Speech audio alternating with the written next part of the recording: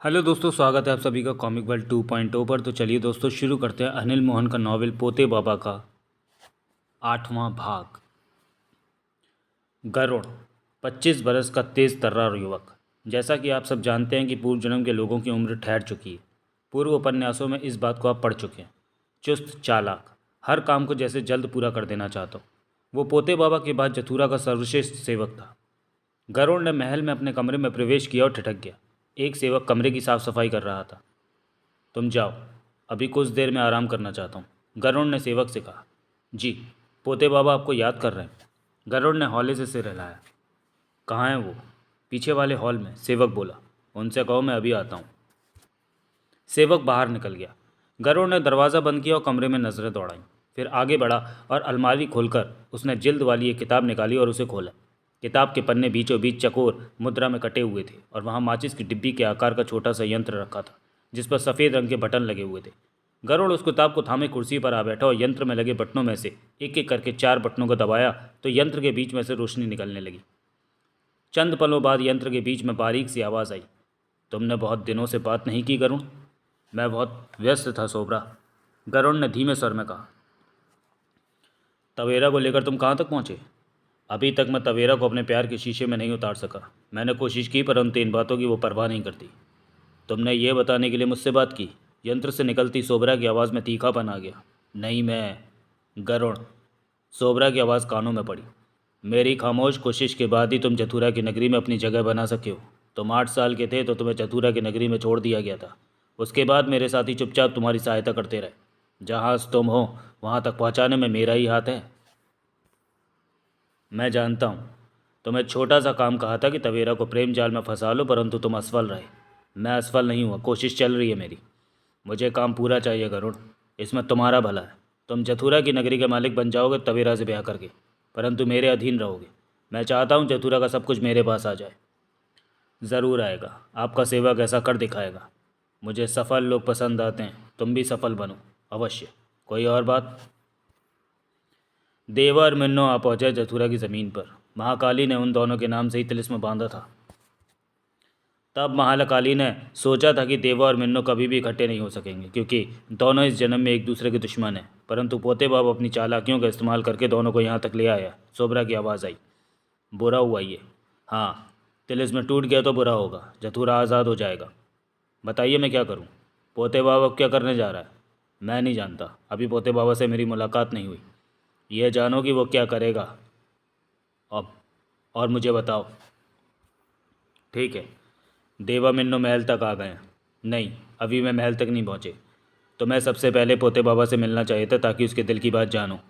मैं अभी ऐसा ही करता हूँ। गरुड़ ने किताब को चेहरे के पास रखा हुआ था। मैं कुछ कहना चाहता हूँ। कहो। देवा मिन्नो को ख़त्म कर दूँ तो?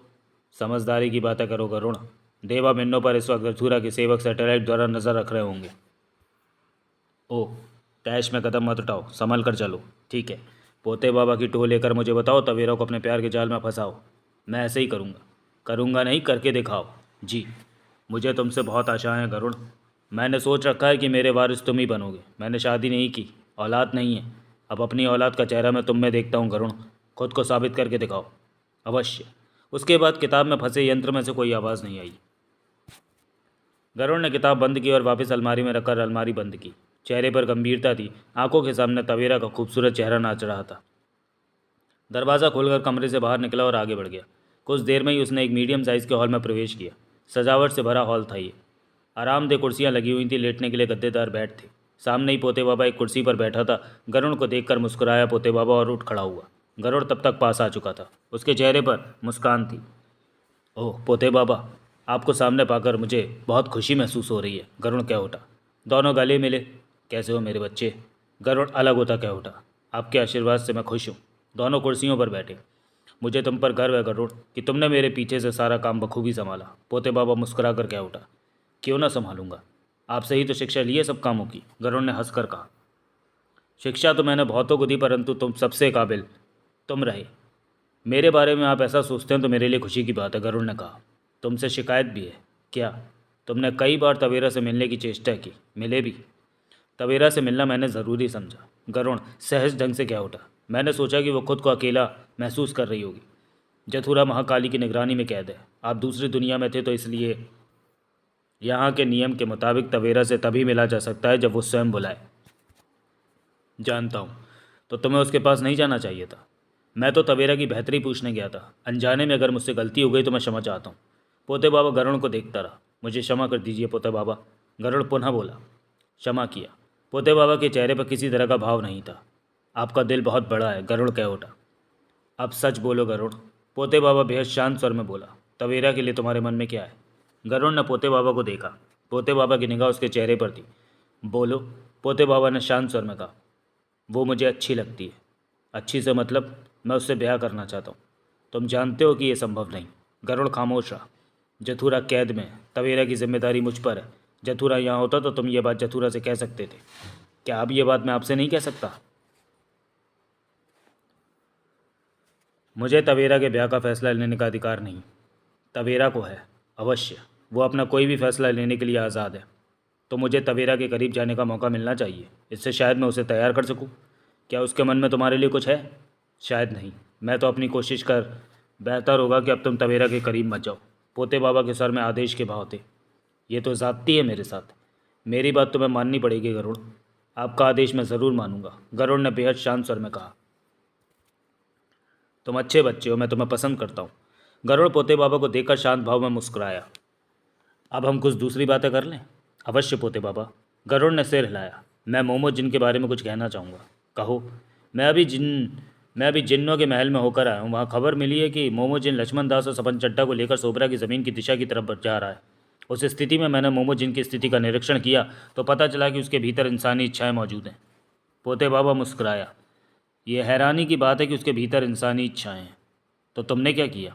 तब तक मुझे आपके आ जाने की खबर मिल चुकी थी। मैंने सोचा कि इस बारे में आपसे बात कर लूँ, क्योंकि मोमोजिन जिस दूसरी दुनिया से लौटा है वहाँ आप भी थे। कहीं आपने उसके भीतर इंसानी इच्छाएं किसी योजना के तहत डाली हों? तुम्हारा विचार बिल्कुल सही है। मैंने ही उसके भीतर इंसानी इच्छाएं डाली हैं। क्यों?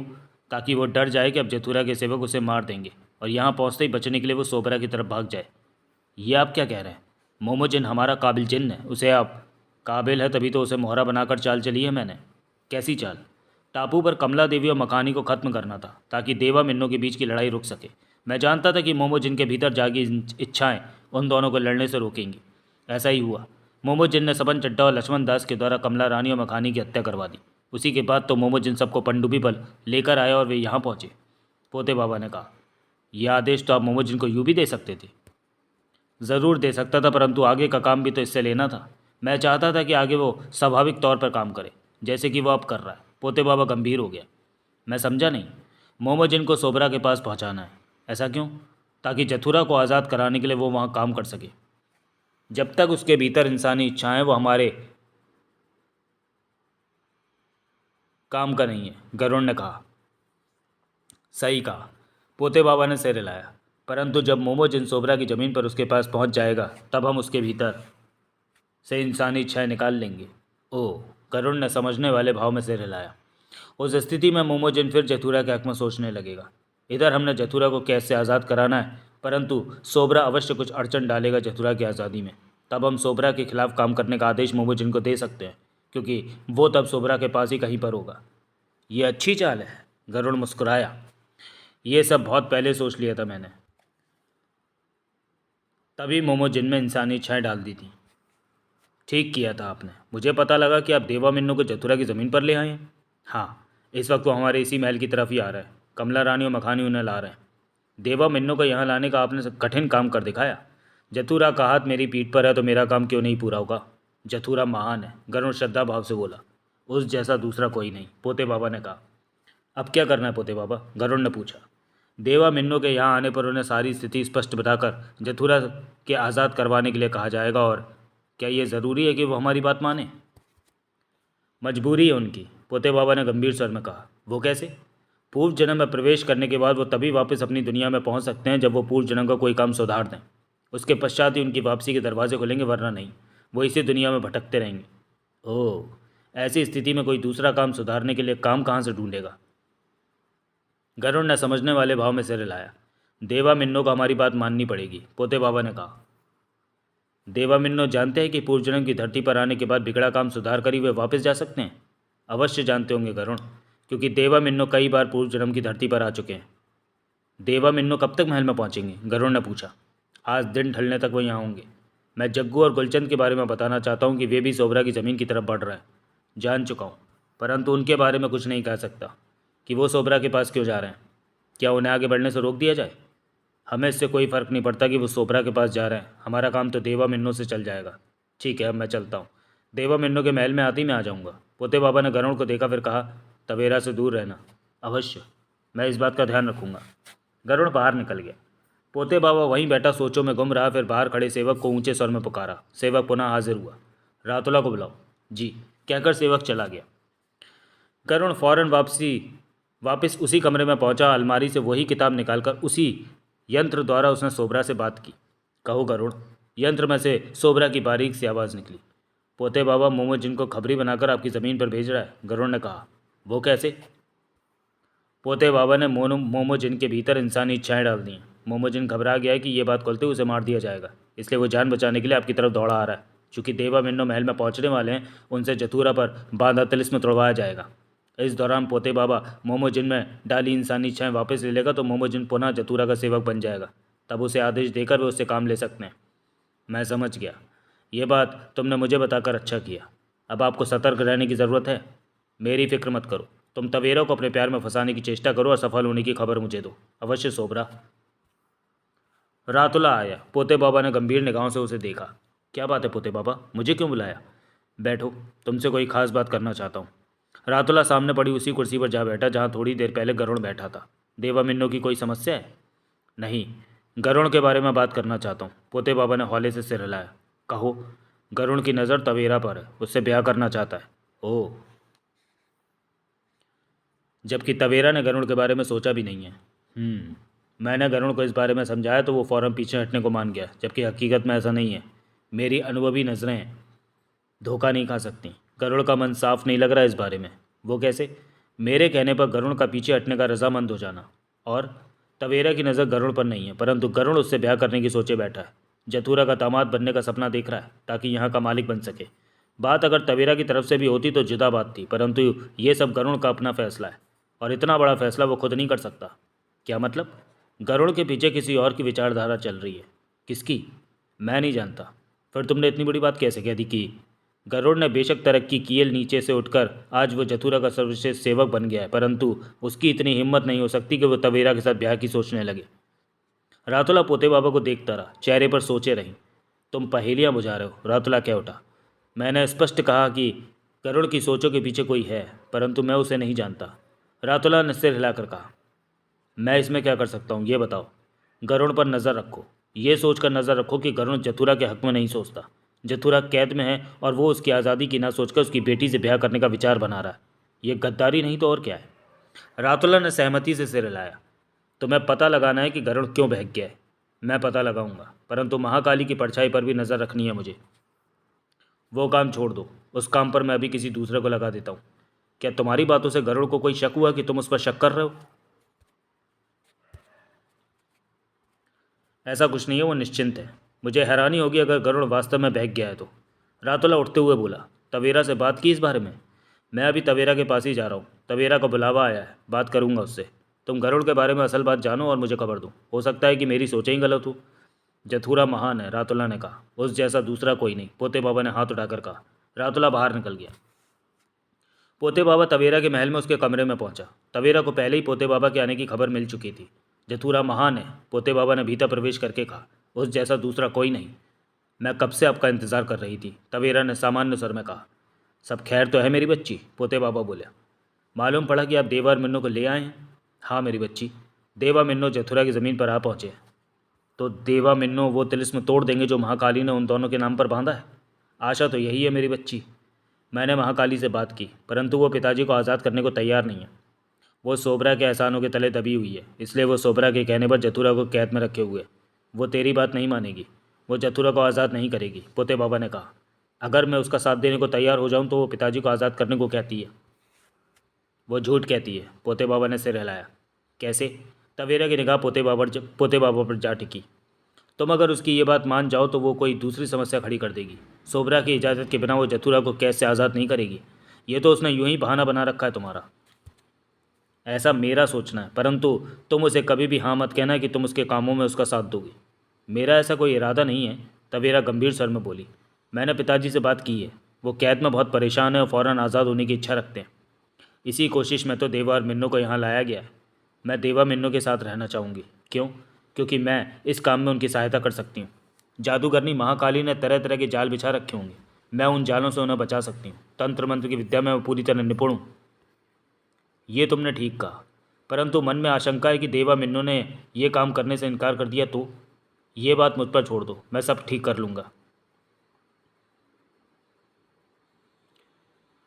मुझे आपका ही सहारा है, मैं अंत तक तेरे साथ हूँ मेरी बच्ची, पोते बाबा ने कहा। मैं गरुड़ के बारे में कुछ पूछना चाहता हूँ। पूछिए। गरुड़ का झुकाव तुम्हारी तरफ है, मेरी उससे बात हुई है, वो तुमसे ब्याह करने की सोच रहा है। उसका झुकाव और उसकी सारी सोच एक तरफा ही है। तेरी तरफ से कोई बात नहीं है इस बारे में? नहीं, मैंने तो कभी गरुड़ के बारे में सोचा भी नहीं, तवेरा ने कहा। कुछ होता तो मैं आपसे अवश्य कहती, यही मैं जानना चाहता था। मुझे पिताजी की आज़ादी की चिंता है, मुझे तुमसे ज़्यादा है। जब से सोबरा ने जथुरा को कैद किया, मेरे कंधों पर बोझ ज़्यादा बढ़ गया। मेरी सोचों को कुछ पल के लिए भी आराम नहीं मिलता। जथुरा आकर अपने काम संभाले तो मैं आराम करूं। देवा मिन्नो के महल में आ जाने पर मुझे खबर देना, मैं भी बातचीत में शामिल होंगी। अवश्य मेरी बच्ची, देवा मिन्नो के आते ही मैं तुम्हें खबर कर दूंगा। रातुला ने उस कमरे की तलाशी ली जिसे गरुड़ इस्तेमाल करता था। अलमारी में रखी वो किताब उसे मिली जिसके भीतर वो यंत्र छिपा कर रखा था। उस यंत्र पर नज़र पड़ती ही रातुला की आंखें सिकुड़ी। रातुला उस यंत्र को पहचानने की भूल नहीं कर सकता था। ऐसा यंत्र पहले भी जथुरा के 2 सेवकों के पास से बरामद हो चुका था, जिन्होंने इस बात को स्वीकार किया था कि इस यंत्र के द्वारा वे सोबरा से बात करते हैं, उन्हें यहाँ की खबरें देते हैं। तो क्या गरुड़ भी जथुरा की खबरें सोबरा को देता है? गरुड़ क्या सोबरा का खबरी है? नहीं, ये नहीं हो सकता। रातुला बड़बड़ा उठा, परंतु उस यंत्र को वह झुठला भी नहीं सकता था। रातुला ने यंत्र वाली किताब वैसी अलमारी में वापस रखी और अलमारी फिर कमरा बंद करके बाहर निकल गया। उसका मस्तिष्क उलझा हुआ था। गरुड़ सोबरा का खबरी था, जासूस था, परंतु गरुड़ का रुतबा देखकर यह बात विश्वास करने को मन नहीं कर रहा था। रातुला पीछे वाले हॉल में पहुंचा। पोते बाबा वहां नहीं था। रातुला ने सेवक से कहा, पोते बाबा को खबर भेजो कि मैं उससे मिलना चाहता हूँ। सेवक चला गया। रातुला उसी हॉल में रहा, हर पल उलझन और परेशानी में रहा। पोते बाबा का इंतजार करता रहा। 3 घंटे बाद पोते बाबा वहां पहुंचा। जथुरा महान है, पोते बाबा क्या उठा। उस जैसा दूसरा कोई नहीं, रातुला ने उठते हुए कहा। पोते बाबा की नज़र रातुला के चेहरे पर थी। तुमने आने में बहुत देर लगा दी, रातुला ने कहा। तवेरा से मिलने के बाद कुछ कामों में व्यस्त हो गया था, फिर भी मैं जल्दी ही आ गया। तुम परेशान क्यों? बात ही कुछ ऐसी है। गरुड़ के बारे में? हाँ, कहो। पोते बाबा ने गहरी सांस ली। क्या तुम इस बात पर यकीन करोगे कि गरुड़ सोबरा का खबरी है? पोते बाबा चौंका। यकीन नहीं हुआ? अगर तुम कहोगे तो मैं अवश्य यकीन करूंगा, पोते बाबा ने गंभीर स्वर में कहा। रातुला ने पोते बाबा को उस अलमारी में मौजूद किताब में छिपा रखा यंत्र के बारे में बताया। सुनते ही पोते बाबा क्या उठा। इसमें कोई शक नहीं कि सोबरा के लोग ही वो यंत्र इस्तेमाल करते हैं। इसका मतलब गरुड़ यहाँ की खबरें सोबरा को देता रहता है, रातुला ने कहा। पोते बाबा बेहद गंभीर दिखने लगा। शायद यकीन करने को मन नहीं कर रहा। रातुला धीमे स्वर में कह उठा, मुझे यकीन आ गया है। इतनी जल्दी? कैसे? अब सोचता हूँ कि हमारी चालें सोबरा को कैसे पता चल जाती है, क्यों वो हमें हरा देता है। स्पष्ट है कि गरुड़ ही उन चालों के बारे में सोबरा को बताता रहा है, जो बातें हम बड़ों के अलावा कोई नहीं जानता। वो सोबरा कैसे जान जाता है? मैं हमेशा परेशान होता था ये सोचकर, परंतु आज मुझे जवाब मिल गया कि गड़बड़ कहाँ से हुई। गरुड़ ने हमें बहुत बड़ा धोखा दिया है, रातुला बोला। यकीनन। पोते बाबा शांत और गंभीर नजर आ रहा था। दोनों के बीच चुप्पी रही। फिर रातुला ही बोला, क्या सोच रहे हो पोते बाबा? तुमने बहुत अच्छा काम कर दिया। सोबरा गरुड़ द्वारा बहुत बड़ा षड्यंत्र रच रहा है। सोबरा जथुरा की नगरी को अपने कब्जे में लेना चाहता है, तभी तो गरुड़ की नज़र तवेरा पर है। यकीनन गरुड़ सोबरा के कहने पर चल रहा है। मैंने तो पहले ही कहा था कि गरुड़ में इतना हौसला नहीं कि वह तवेरा से ब्याह के बारे में सोच सके। अब क्या किया जाए? पोते बाबा ने रातुला को देखा और खामोशी से टहलने लगा। रातुला पोते बाबा को देखता रहा। वहाँ खामोशी लंबी होने लगी तो रातुला ने कहा, गरुड़ को बेहद सख्त सज़ा दी जानी चाहिए पोते बाबा। पोते बाबा ने रातुला को देखा। उसने जथुरा को धोखा दिया है। नगरी में इससे बड़ा जुर्म कोई दूसरा नहीं है। उसे सजाए मौत दी जाए। पोते बाबा बरबसी मुस्कुरा पड़ा। मुस्कुरा क्यों रहे हो? रातुला ने पूछा। गरुड़ को सजाए मौत देने से हमें क्या फ़ायदा? फ़ायदा? हाँ, हमें वही काम करना चाहिए जिससे कि हमें भी फ़ायदा हो, जथुरा के हक में अच्छा हो। मैं समझा नहीं। रातोला ने उलझन भरे स्वर में कहा, तुम किस फ़ायदे की बात कर रहे हो? सोबरा गरुण को हथियार बनाकर फ़ायदा उठाता रहा। अब हम भी थोड़ा सा फ़ायदा उठा लेते हैं। कैसे? गरुण को हम वही खबरें देंगे जो हम सोबरा को बताना चाहेंगे। ओह, समझा। रातोला ने सिर हिलाया। गरुण से हमने बहुत धोखा खाया। कुछ धोखा गरुण को भी देना चाहिए। रही बात गरुण की सज़ा की, तो वो हमारे हाथ में ही है। हम कभी भी गरुण को सोबरा का खबरी होने की सज़ा दे देंगे। परंतु सबसे पहले तुम एक काम करो रातोला। क्या? किसी को गरुण के उस कमरे में छुपा दो। हमें इस बात की पूरी तसल्ली कर लेनी चाहिए कि गरुण सोबरा को यहाँ की खबरें दे रहा है। जिसे वहाँ छुपाओ उसे सब समझा देना। मैं ऐसा ही करूँगा। गरुण की असलियत जानकर मुझे दुख पहुँचा, पोते बाबा ने गंभीर स्वर में कहा। मुझे भी। रातोला ने सिर हिलाया। पोते बाबा ठिठका सोच रहा था वो कैसी खबरें देंगे गरुण को कि वो सोबरा को बताए। सोबरा गरुण के द्वारा जथुरा की ज़मीन का मालिक बनना चाहता है। तभी तो सोबरा के कहने पर गरुण तवेरा के करीब जाने की चेष्टा में है। उससे ब्याह करना चाहता है। तो सबसे पहले हम ये बात तवेरा को बताकर कहेंगे कि वो भी गरुण के साथ प्यार का नाटक करे और जो खबरें देने को कहूँ वो उसे दे। ये ठीक कहा। सोबरा कभी नहीं चाहेगा कि जथुरा कैद से आज़ाद हो, इसलिए उसे गरुण से हमारे खिलाफ काम करवाना पड़े तो वो ज़रूर करवाएगा। परंतु गरुण द्वारा उसे गलत खबरें मिल रही होंगी तो सोबरा अवश्य मात खा जाएगा। पोते बाबा ने कठोर स्वर में कहा। अब सोबरा वही सोचेगा जो हम चाहेंगे। हमारी चालें सोबरा की सोचों को बदल देंगी। रातोला ने सिर हिलाया। परंतु मैं अपनी एक चाल गरुण को बता चुका हूँ, वो गलत हुआ। कैसी चाल? मोमोजिन के बारे में। जो सोबरा की ज़मीन की तरफ जा रहा है, उसमें मोमोजिन का जीवन खतरे में पड़ जाएगा। सोबरा उसे कैद कर लेगा या मार देगा, जबकि मोमोजिन बेहद काबिल जिन है, उसे बचाना होगा। कैसे? वो मैं ठीक कर लूँगा। पोते बाबा ने सिर हिलाया। तुम उस कमरे में किसी को छुपा दो कि जब गरुण सोबरा से उस यंत्र के द्वारा बात करे तो उसकी बातें सुनकर उसके गद्दार होने का यकीन हमारा पूरी तरह विश्वास में बदल सके। यह इंतज़ाम मैं अभी करता हूँ, शेष बातें फिर करेंगे। रातोला वहाँ से चला गया। पोते बाबा भी बाहर निकला और तेज़ी से एक तरफ बढ़ गया। उसके चेहरे पर सख्ती के भाव थे, माथे पर बल नजर आ रहे थे। 7-8 मिनट चलने के बाद पोते बाबा ने उस कमरे में प्रवेश किया जहाँ 20 से ज़्यादा कंप्यूटर और स्क्रीनें चमक रही थीं। लाल वर्दी पहने जथुरा के सेवक हर तरफ व्यस्त नजर आ रहे थे। पोते बाबा कुर्सी पर बैठे एक सेवक के पास पहुंचा। काम में व्यस्त सेवक उस पर नज़र मारते ही कह उठा, जथुरा महान है, उस जैसा दूसरा कोई दूसरा नहीं। पोते बाबा ने कहा, फ़ौरन इस काम को करो।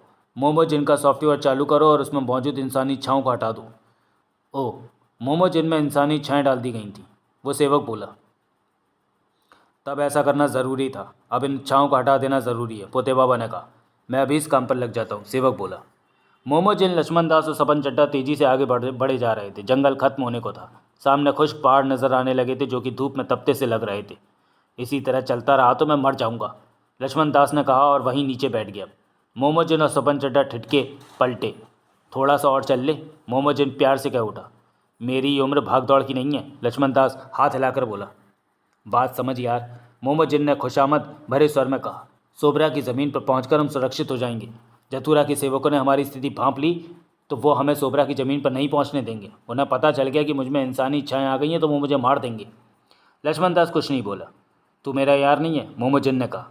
थकान से मेरी टांगें काँप रही हैं, लक्ष्मण दास मरे स्वर में बोला। गर्मी से जान निकली जा रही है।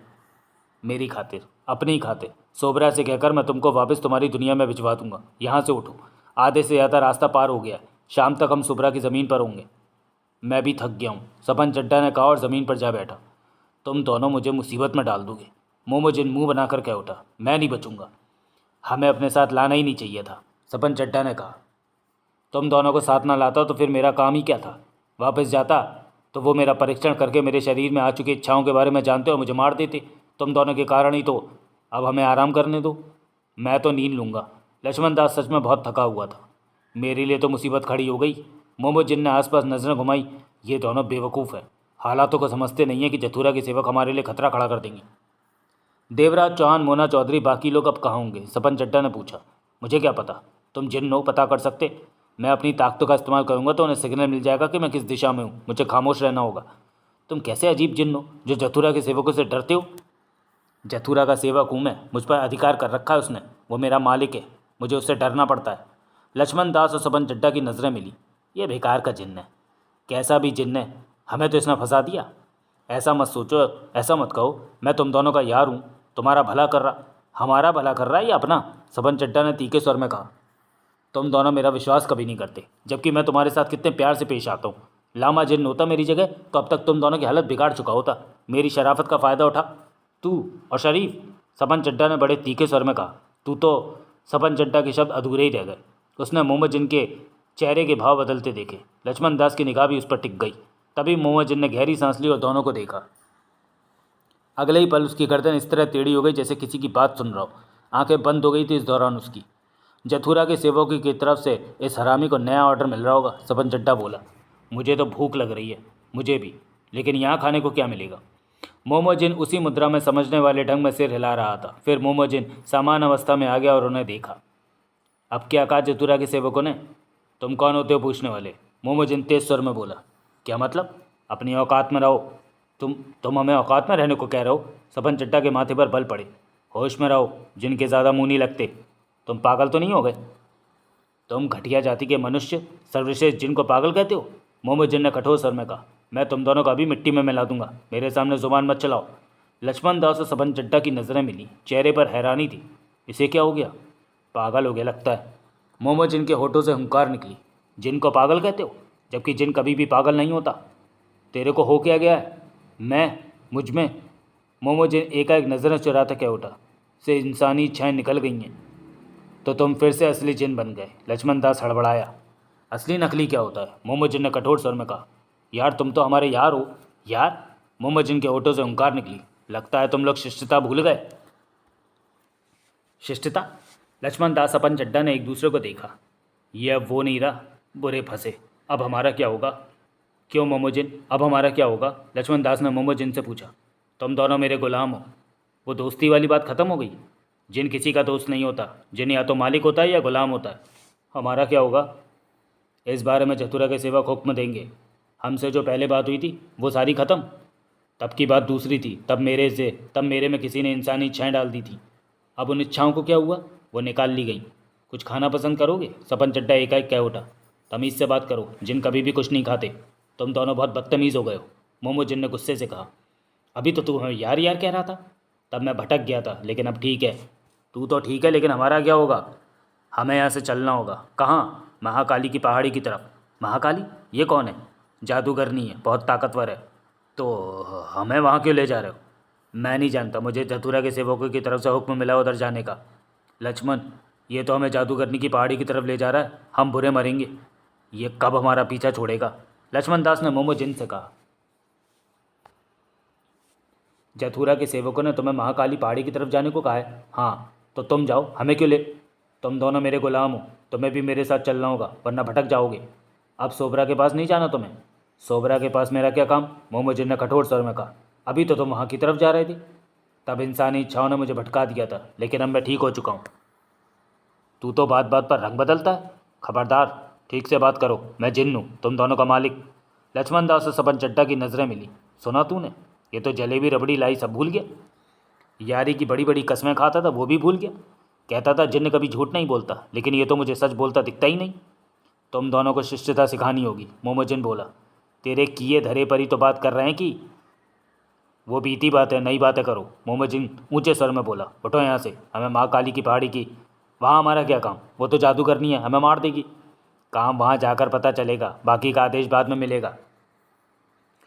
तुझमें जब इंसानी इच्छाएं आ गई थी तो हमने तेरा कितना साथ दिया। अगर तब जथुरा के सेवकों को पता चल जाता तो वो तुम्हारी जान ले लेते। तब हमने तुम्हें बचाया। लक्ष्मण दास ने कहा। हमने तेरे को खाने को भी दिया तब। खामोश रहो। जिन से खाने पीने की बातें मत करो। वो मेरा बुरा वक्त था। अब तुम लोग मुझसे शिष्टता से पेश आओ। मैं जथुरा का सेवक हूँ, ये बात हमेशा ध्यान रखो। क्या मुसीबत है। मुझे भूख लगी है। लक्ष्मण दास क्या उठा। तुम इंसानों की यही समस्या है कि बात बात पर खाने को कहते हो। भूख लगती है तो कहेंगे नहीं क्या? अब चलो यहाँ से। रास्ते में फल के पेड़ मिलेंगे तो खा लेना। मोहम्मद जिन हुक्म देने वाले स्वर में बोला। लक्ष्मण दास और सबन चड्ढा उठ खड़े हुए। चल सपन, वो जादूगरनी? बोलो जथुरा महान है। मोहम्मद जिन क्या उठा। लेकिन बोलो। मोहम्मद जिन कठोर स्वर में क्या उठा। जथुरा महान है। दोनों एक साथ क्या उठे। याद रखो, जो बात कहूँ वो एक ही बार में मान लिया करो, वरना कपड़े उतरवा कर नंगा करके घुमाऊंगा। हरामी कहीं का। सबन चड्ढा बड़बड़ा उठा। क्या कहा? मोहम्मद जिन ने हुंकार भरी। जथुरा महान है। हाँ, ऐसे ही बोला करो। जथुरा के अच्छे सेवक बनो, तरक्की करोगे। नगरी की चारदीवारी दिखने लगी थी। कमला रानी भौरी का स्वर कानों में पड़ा। यही है जथुरा की नगरी? यहाँ तो बड़े बड़े महल बने दिखाई दे रहे हैं। हाँ, ये तो एक नगरी है, ऐसी कई नगरियाँ हैं जथुरा की जहाँ उसके काम होते हैं। वो कैसी जगह है? मखानी ने कमला रानी से पूछा। जथुरा की नगरी है, वहीं पर हमें जाना है। सब तेज़ी से आगे बढ़ते जा रहे थे। सूर्य पश्चिम की तरफ खिसक चुका था। छोरे, यो तो बहुत शानदार जगह लागो हो। बाकेला राठौर कह उठा। यही जथुरा की नगरी होइला बाप। तम पहले इधर आयो हो? नहीं बाप। फिर थारो कैसे पता होवे कि ये जथुरा की नगरी होवे? अपुन का दिल कहला बाप। ये कौन सी जगह है? नगीना ने चलते हुए ऊंचे स्वर में पूछा। जथुरा की नगरी है ये, हमें यहीं जाना है, मखानी ने कहा। सब पसीने से भीगे हुए थे। एक पल के लिए भी वो रुके नहीं थे। पारसनाथ मोना चौधरी से बोला, यहाँ हमारे लिए खतरा हो सकता है? संभव है, मोना चौधरी गंभीर स्वर में बोली। जथुरा ने कभी नहीं चाहा कि हम यहाँ तक आएँ। तो अब क्या करना चाहिए हमें? वहाँ जथुरा की हुकूमत है, हमारी एक नहीं चलने वाली, महाजन ने कहा। उसकी बातें सुन रही नगीना कह उठी। जथुरा ही तो हमें यहाँ तक लाया है, फिर उससे डर कैसा? जथुरा लाया हमें यहाँ, महाजन ने नगीना को देखा। हाँ, मोमोजन उसका गुलाम है। वो पनडुब्बी जथुरा की थी। हम खुद तो नहीं यहाँ पहुँचे थे जब पनडुब्बी में। जथुरा से डरने की ज़रूरत नहीं है, 2 कदम आगे चलता देवराज चौहान कह उठा। हमारे वहाँ पहुँचती वो हमें कैद कर सकता है। नाहा की चिंता मत करो, हम इस वक्त जथुरा के अधिकार में ही हैं, परंतु अब तक उसने कुछ नहीं किया हमारा, देवराज चौहान ने कहा। कमला रानी और मखानी हमारे मार्गदर्शक बने हुए हैं। ये दोनों जथुरा के कालचक्र के हिस्से हैं, यानी कि जो कुछ भी हो रहा है जथुरा की मर्जी से हो रहा है। यकीन है तुम्हें? बहुत हद तक। कुछ देर बाद ही वो सब नगरी की दीवार के पास जा पहुंचे। भौरी कमला रानी के कानों में रास्ते के बारे में बताती जा रही थी। कमला रानी और मखानी एक दीवार के पास जाकर रुके। वहाँ 2 पहरेदार मौजूद थे और छोटा सा दरवाज़ा था जो कि बंद था। पहरेदारों ने बिना कुछ पूछे उन्हें देखते ही दरवाज़ा खोल दिया। आप लोग भीतर जा सकते हैं, एक पहरेदार बोला। मारे को तो लागे हो कि जथुरो मारी खूब इज्जत करो। ज़्यादा इज्जत भी ठीक नहीं होले बाप। काय को? औकात की पोल खुलेला तब। छोरे, मारी औकात तो पूरे फिट होवे, मारी कोई पोलो ना होवे। सब उस छोटे से दरवाजे झुकते हुए भीतर प्रवेश कर गए। सामने ही नगरी की शाम मौजूद थी। लोग सड़कों पर आ जा रहे थे। कहीं घोड़ा गाड़ी, कहीं बैलगाड़ी, ठेला गाड़ी, हर कोई काम में व्यस्त था। लाल वर्दी में सैनिक आते जाते दिखाई दे रहे थे। पूरा शहर बसा रखा है जथुरों ने। सब ने ठिठक कर हर तरफ नजरें घुमाई। देवराज चौहान कमला रानी मखानी के पास जाकर बोला, हमने कहाँ जाना है? उधर, वो जो लाल महल दिखाई दे रहा है, कमला रानी ने कहा। वहाँ जथुरा है? पता नहीं, लेकिन तुम लोगों को वहीं ले आने को कहा गया है। किसने कहा? भौरी ने, कमला रानी के होठों से निकला। भौरी कौन? ज़्यादा सवाल मत पूछो, हमारे पीछे चले आओ। कमला रानी और मखानी आगे बढ़ गए। बाकी उसके पीछे थे। नगीना पास आकर कह उठी, क्या हम इनके पीछे चलकर ठीक कर रहे हैं? अब ठीक गलत का सवाल नहीं रहा, हम जथुरा की नगरी में आ पहुँचे। देवराज चौहान ने कहा। क्या उसका कुछ याद आया जो अपनी आज़ादी के लिए तड़प रहा है? नहीं, मैं नहीं समझ पाया कि वो कौन है। अब वो सड़क के किनारे किनारे आगे बढ़ने लगे थे। उसी पल मोना चौधरी चलते चलते पास आई और बोली, क्या पता हम खतरे में फंसने जा रहे हैं?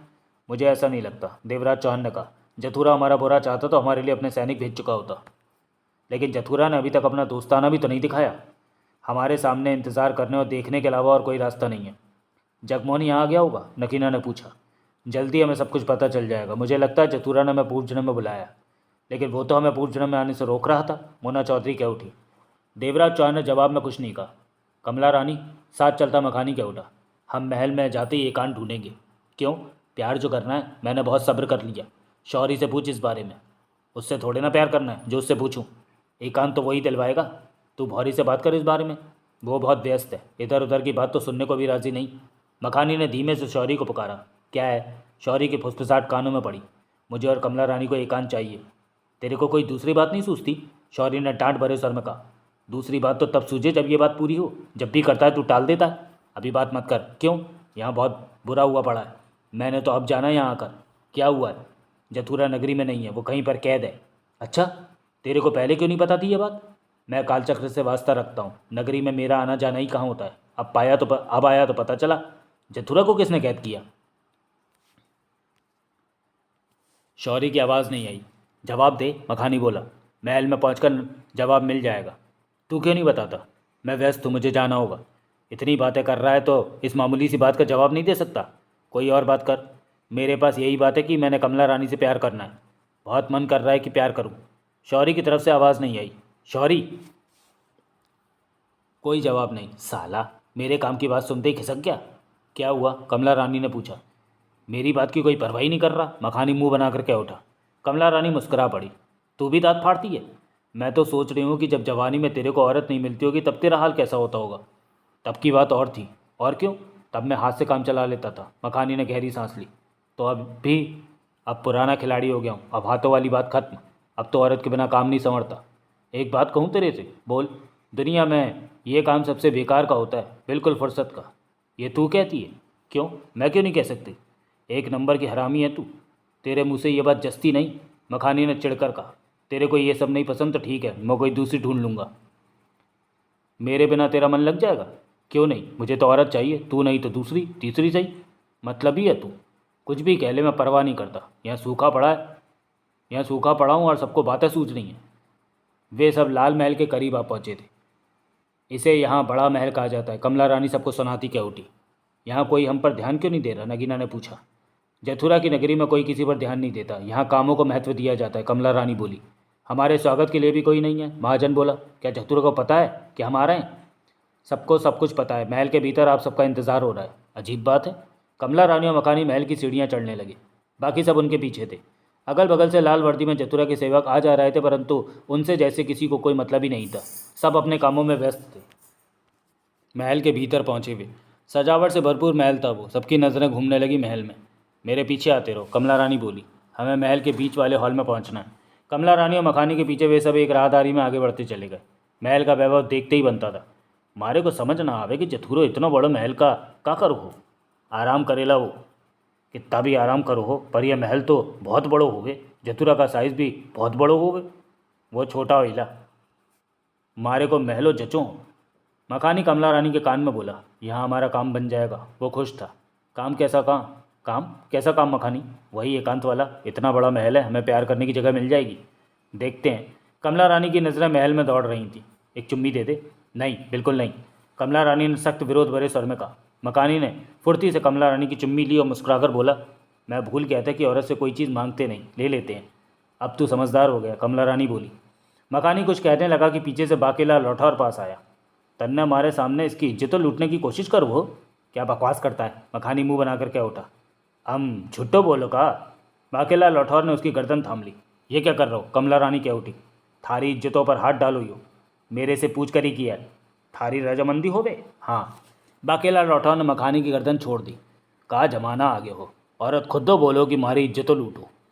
बाप उनका टाका फिट होइला है। ठीक हो, पर मारे सामणो तो यो सबो ना करो हो। मारे को गुरदासपुरो वाली याद आ जाए हो।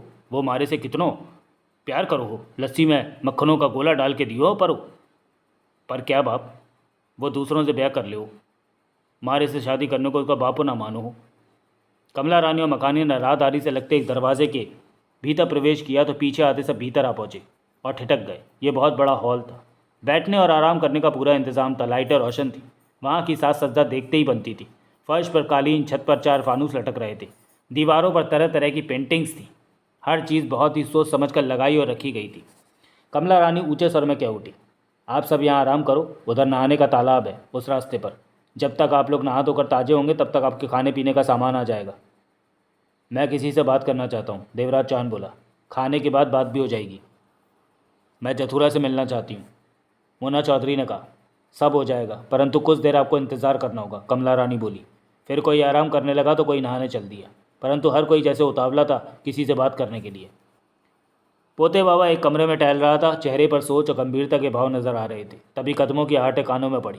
पोते बाबा ठिठक कर दरवाजे की तरफ देखने लगा। तवेरा ने भीतर प्रवेश किया। पोते बाबा का सिर हिला उसे देखकर। आपने बुलाया पोते बाबा? हाँ मेरी बच्ची, बैठ जाओ। तवेरा आगे बढ़ी और कुर्सी पर जा बैठी। वो सफ़ेद लिबास पहनी थी जिस पर सुनहरी रंग की किनारी लगी हुई थी। चुनरी भी ऐसी ही थी। इस लिबास में वो और भी खूबसूरत लग रही थी। मेरी बच्ची, पोते बाबा ने उसके करीब ही ठिठक कर कहा। गरुड़ के बारे में मैं तुम्हें समझा चुका हूँ कि वो यहाँ की बातें तो सोबरा को बताता है। उसके पास यंत्र है जिससे वो सोबरा से बात करता है। आप मुझे सारी बात बता चुके हैं, तवेरा ने गंभीर स्वर में कहा। आपने मुझसे कहा कि गरुड़ को गलत बातें बताकर उसे भटकाना है ताकि वो सोबरा को गलत खबर दे सके। ठीक समझी तुम, पोते बाबा बोला। गरुड़ तुमसे ब्याह करने के सपने देख रहा है। उसकी सोचों के पीछे सोबरा की चाल है। सोबरा गरुड़ के द्वारा जथुरा की हर चीज़ का मालिक बन जाना चाहता है। गरुड़ कब से सोबरा के साथ है? इसका जवाब मेरे पास नहीं है, पोते बाबा ने कहा।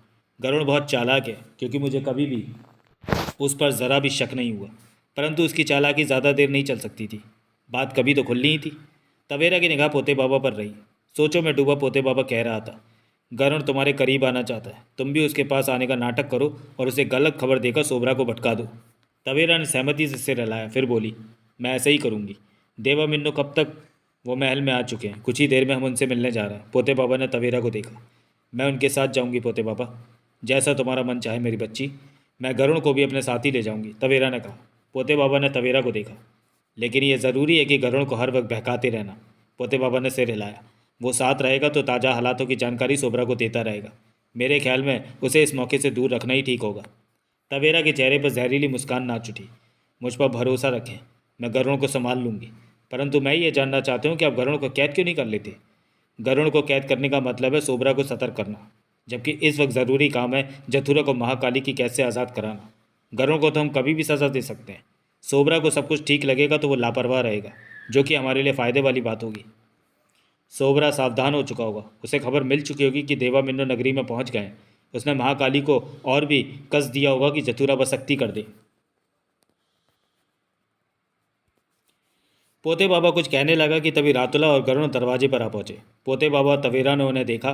गरुण उसी पल कह उठा, पता चला कि देवा और मिन्नो आ गए हैं। हाँ, पोते बाबा ने शांत स्वर में कहा, लेकिन तुम दोनों इकट्ठे कैसे आ गए। पोते बाबा, रातुला मुस्कुराकर बोला, मैं इधर ही आ रहा था कि गरुण भी इधर आता मिल गया।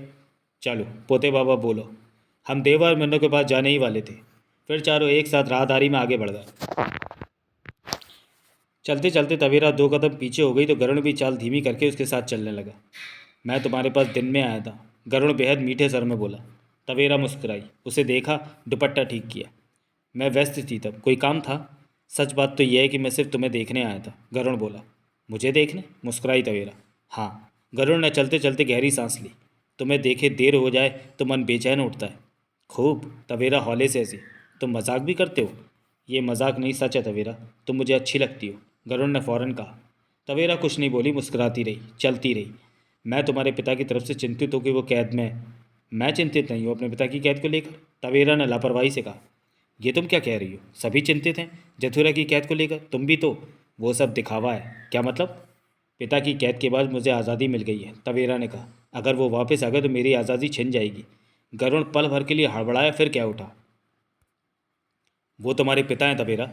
अवश्य हैं, लेकिन अब मैं पिता की सब नगरियों की मालकिन बन गई हूँ। पिता के पास होते हुए ये संभव नहीं था।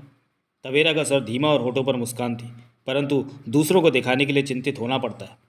तुम्हारी बातों से तो मैं परेशान हो उठा हूँ। क्यों, कुछ कहते नहीं बन पा रहा। तुम्हें ऐसा नहीं कहना चाहिए तवेरा। गरुड़ कुछ उलझन में था।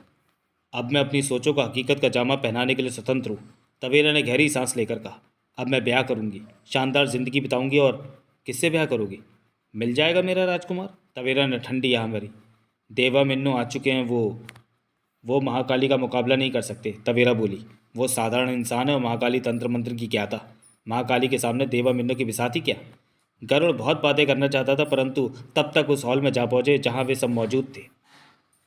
पोते बाबा, देवराज चौहान ने पोते बाबा को भीतर प्रवेश करते देखा तो उसके होठों से निकला, पहचान लिया तुमने देवा। पोते बाबा मुस्कुराया। मन ने भी थारे को पहचान लियो। तन्ने मारे को बहुत जोरों से फेंको बंगलों में। पोते बाबा की मुस्कुराती निगाह बारी बारी सब पर गई। तुम लोगों को यहाँ देखकर मुझे सुख महसूस हुआ, पोते बाबा बोला। तभी मखानी जल्दी से आगे बढ़ा और पोते बाबा से कह उठा, तुमने मुझे पहचाना, मैं मखानी हूँ।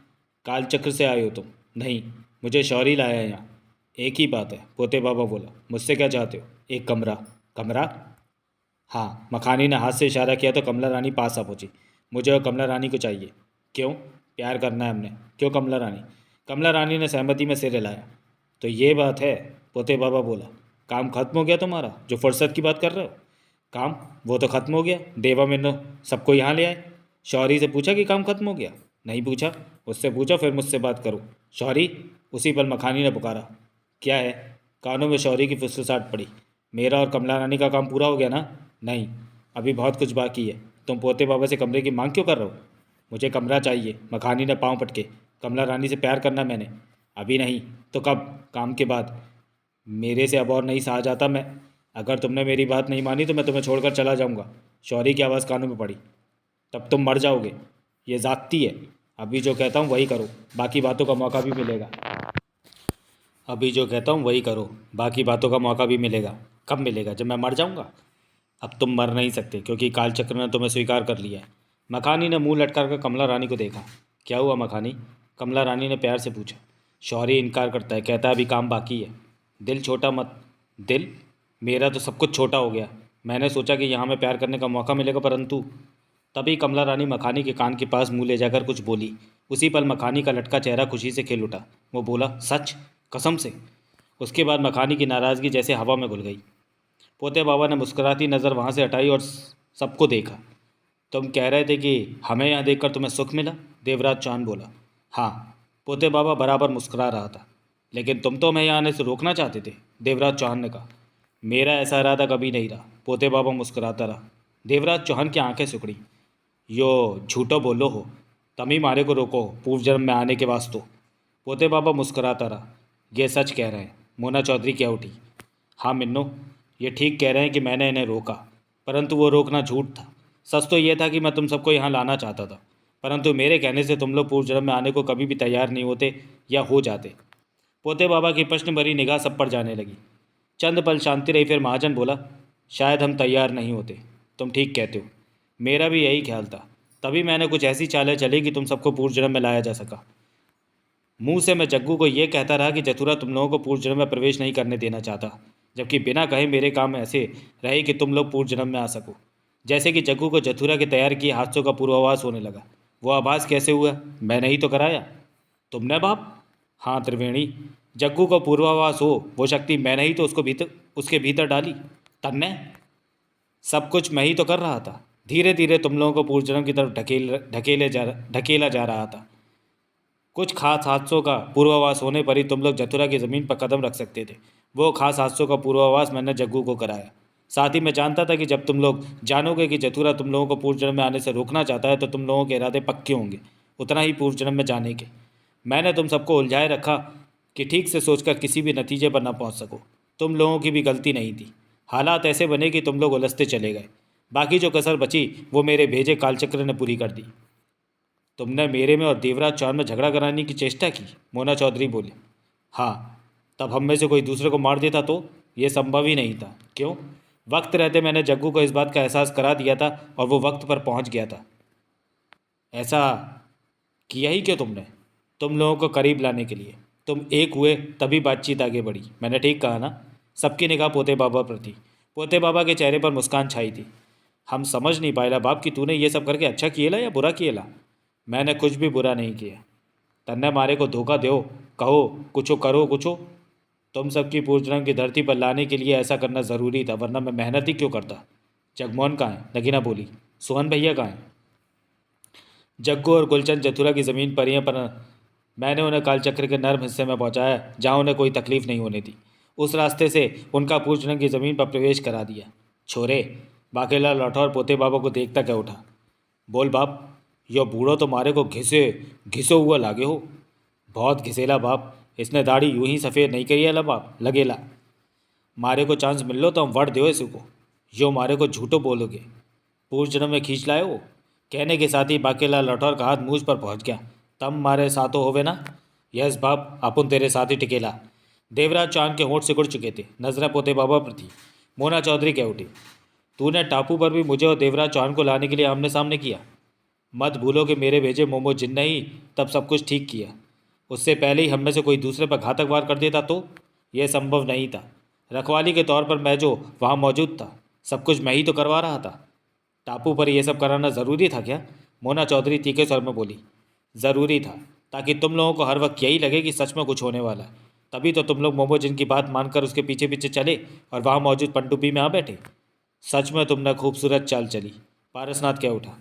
ये सब करना मेरे लिए मजबूरी थी। मोमो जिन ने जो किया मेरे कहने पर किया। इधर कालचक्र से भौरी और शौरी ने अपना काम किया, मखानी और कमला रानी का सही इस्तेमाल किया। तुमने हमें खूब बेवकूफ़ बनाया, नगीना कह उठी। ऐसा ना कहो बेला, पोते बाबा ने कहा। मैंने किसी को मूर्ख नहीं बनाया। मैंने वही किया जो करना ज़रूरी था मेरे लिए।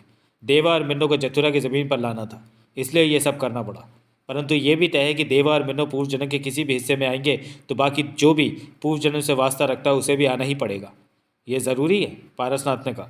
हाँ ज़रूरी है, ये सिलसिला इसी तरह पूर्ण होता है, पोते बाबा बोला। बातें तुम खूब करते हो पोते बाबा, देवराज चौहान कह उठा। मैंने कुछ गलत तो नहीं कहा? चालाकियों से भरा दिमाग है तुम्हारा, वरना हमें पूर्व जन्म में लाने में सफल ना हो पाते। इसको काबिलियत कहते हैं। पोते बाबा मुस्कुराया। अब तुम लोगों को भी अपनी काबिलियत दिखानी है। क्या चाहते हो? देवराज चौहान ने पूछा। जाहिर है कोई खासी वजह होगी जो तुम हमें इतना जोड़ तोड़ के साथ यहाँ लेकर आए हो। वो वजह भी बता दो, क्या चाहते हो हमसे? वो बात भी होगी, पहले हमारा आपस में परिचय हो जाना चाहिए।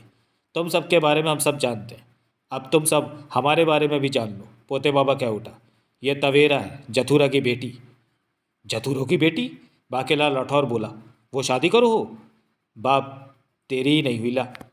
पोते बाबा ने अपना कहना जारी रखा। ये गरुण है, जथुरा का सर्वश्रेष्ठ सेवक, और ये रातुला है जो कि सैनिकों का सरदार है। जगमोहन को यहाँ बुलाओ, देवराज चौहान ने कहा।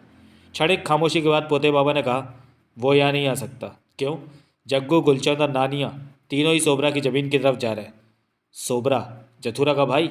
हाँ। नानिया कौन है? नगीना ने पूछा।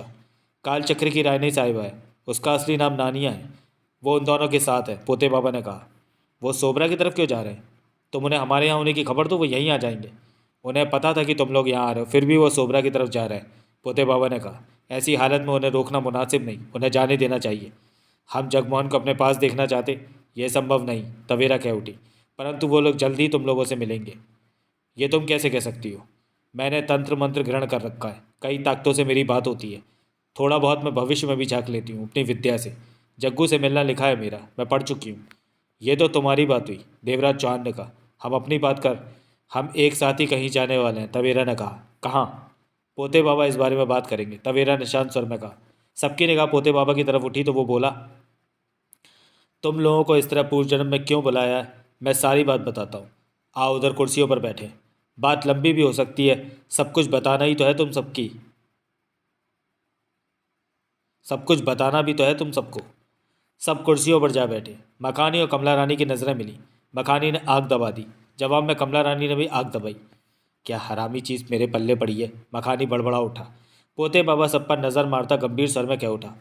जथुरा और सोबरा के पिता गिरधारी लाल ने बहुत ताकतें हासिल कर रखी थी। वो अपनी नगरी के जाने माने व्यक्ति थे।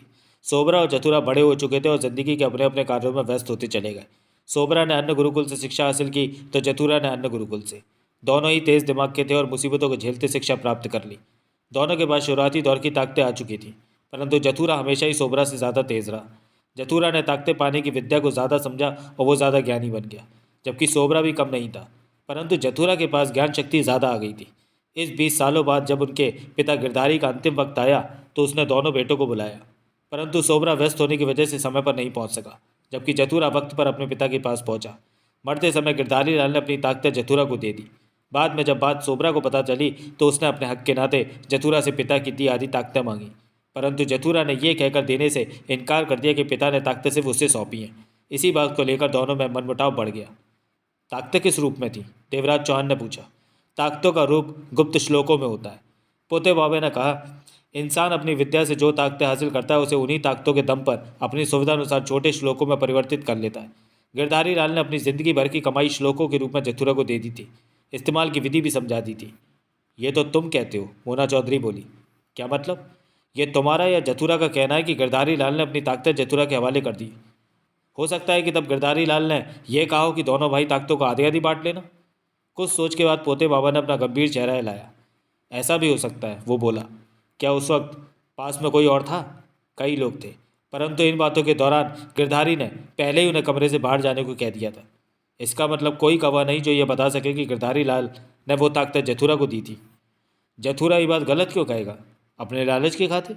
जथुरा ऐसा नहीं है जो अपने लालच की खातिर भाई से झूठ बोले। मोना चौधरी मुस्करा पड़ी।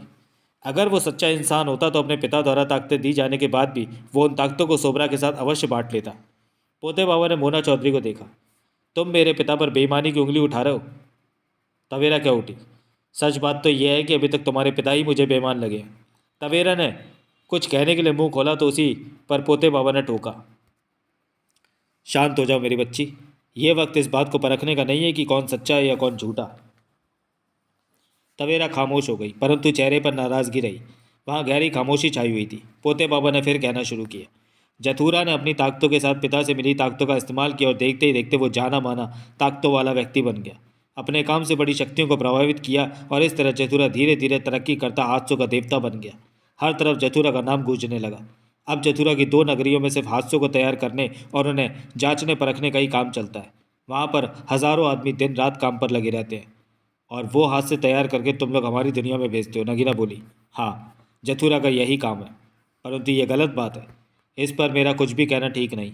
पोते बाबा बोला, हादसों का जन्मदाता जथुरा नहीं बनता तो कोई और बनता। जो भी बनता वो यही काम करता। ये जथुरा के कर्म है, जिन्हें करना उसके लिए आवश्यक है।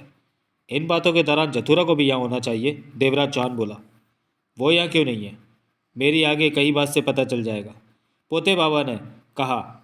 उधर सोबरा अपनी विद्या के दम पर ताकतें हासिल करता रहा। सोबरा जथुरा से कम नहीं था, परंतु गिरधारी लाल से मिली ताकतों ने जथुरा को बहुत आगे पहुंचा दिया था। सोबरा और जथुरा का मनमुटाव बढ़ते वक्त के साथ दुश्मनी में बदल गया था।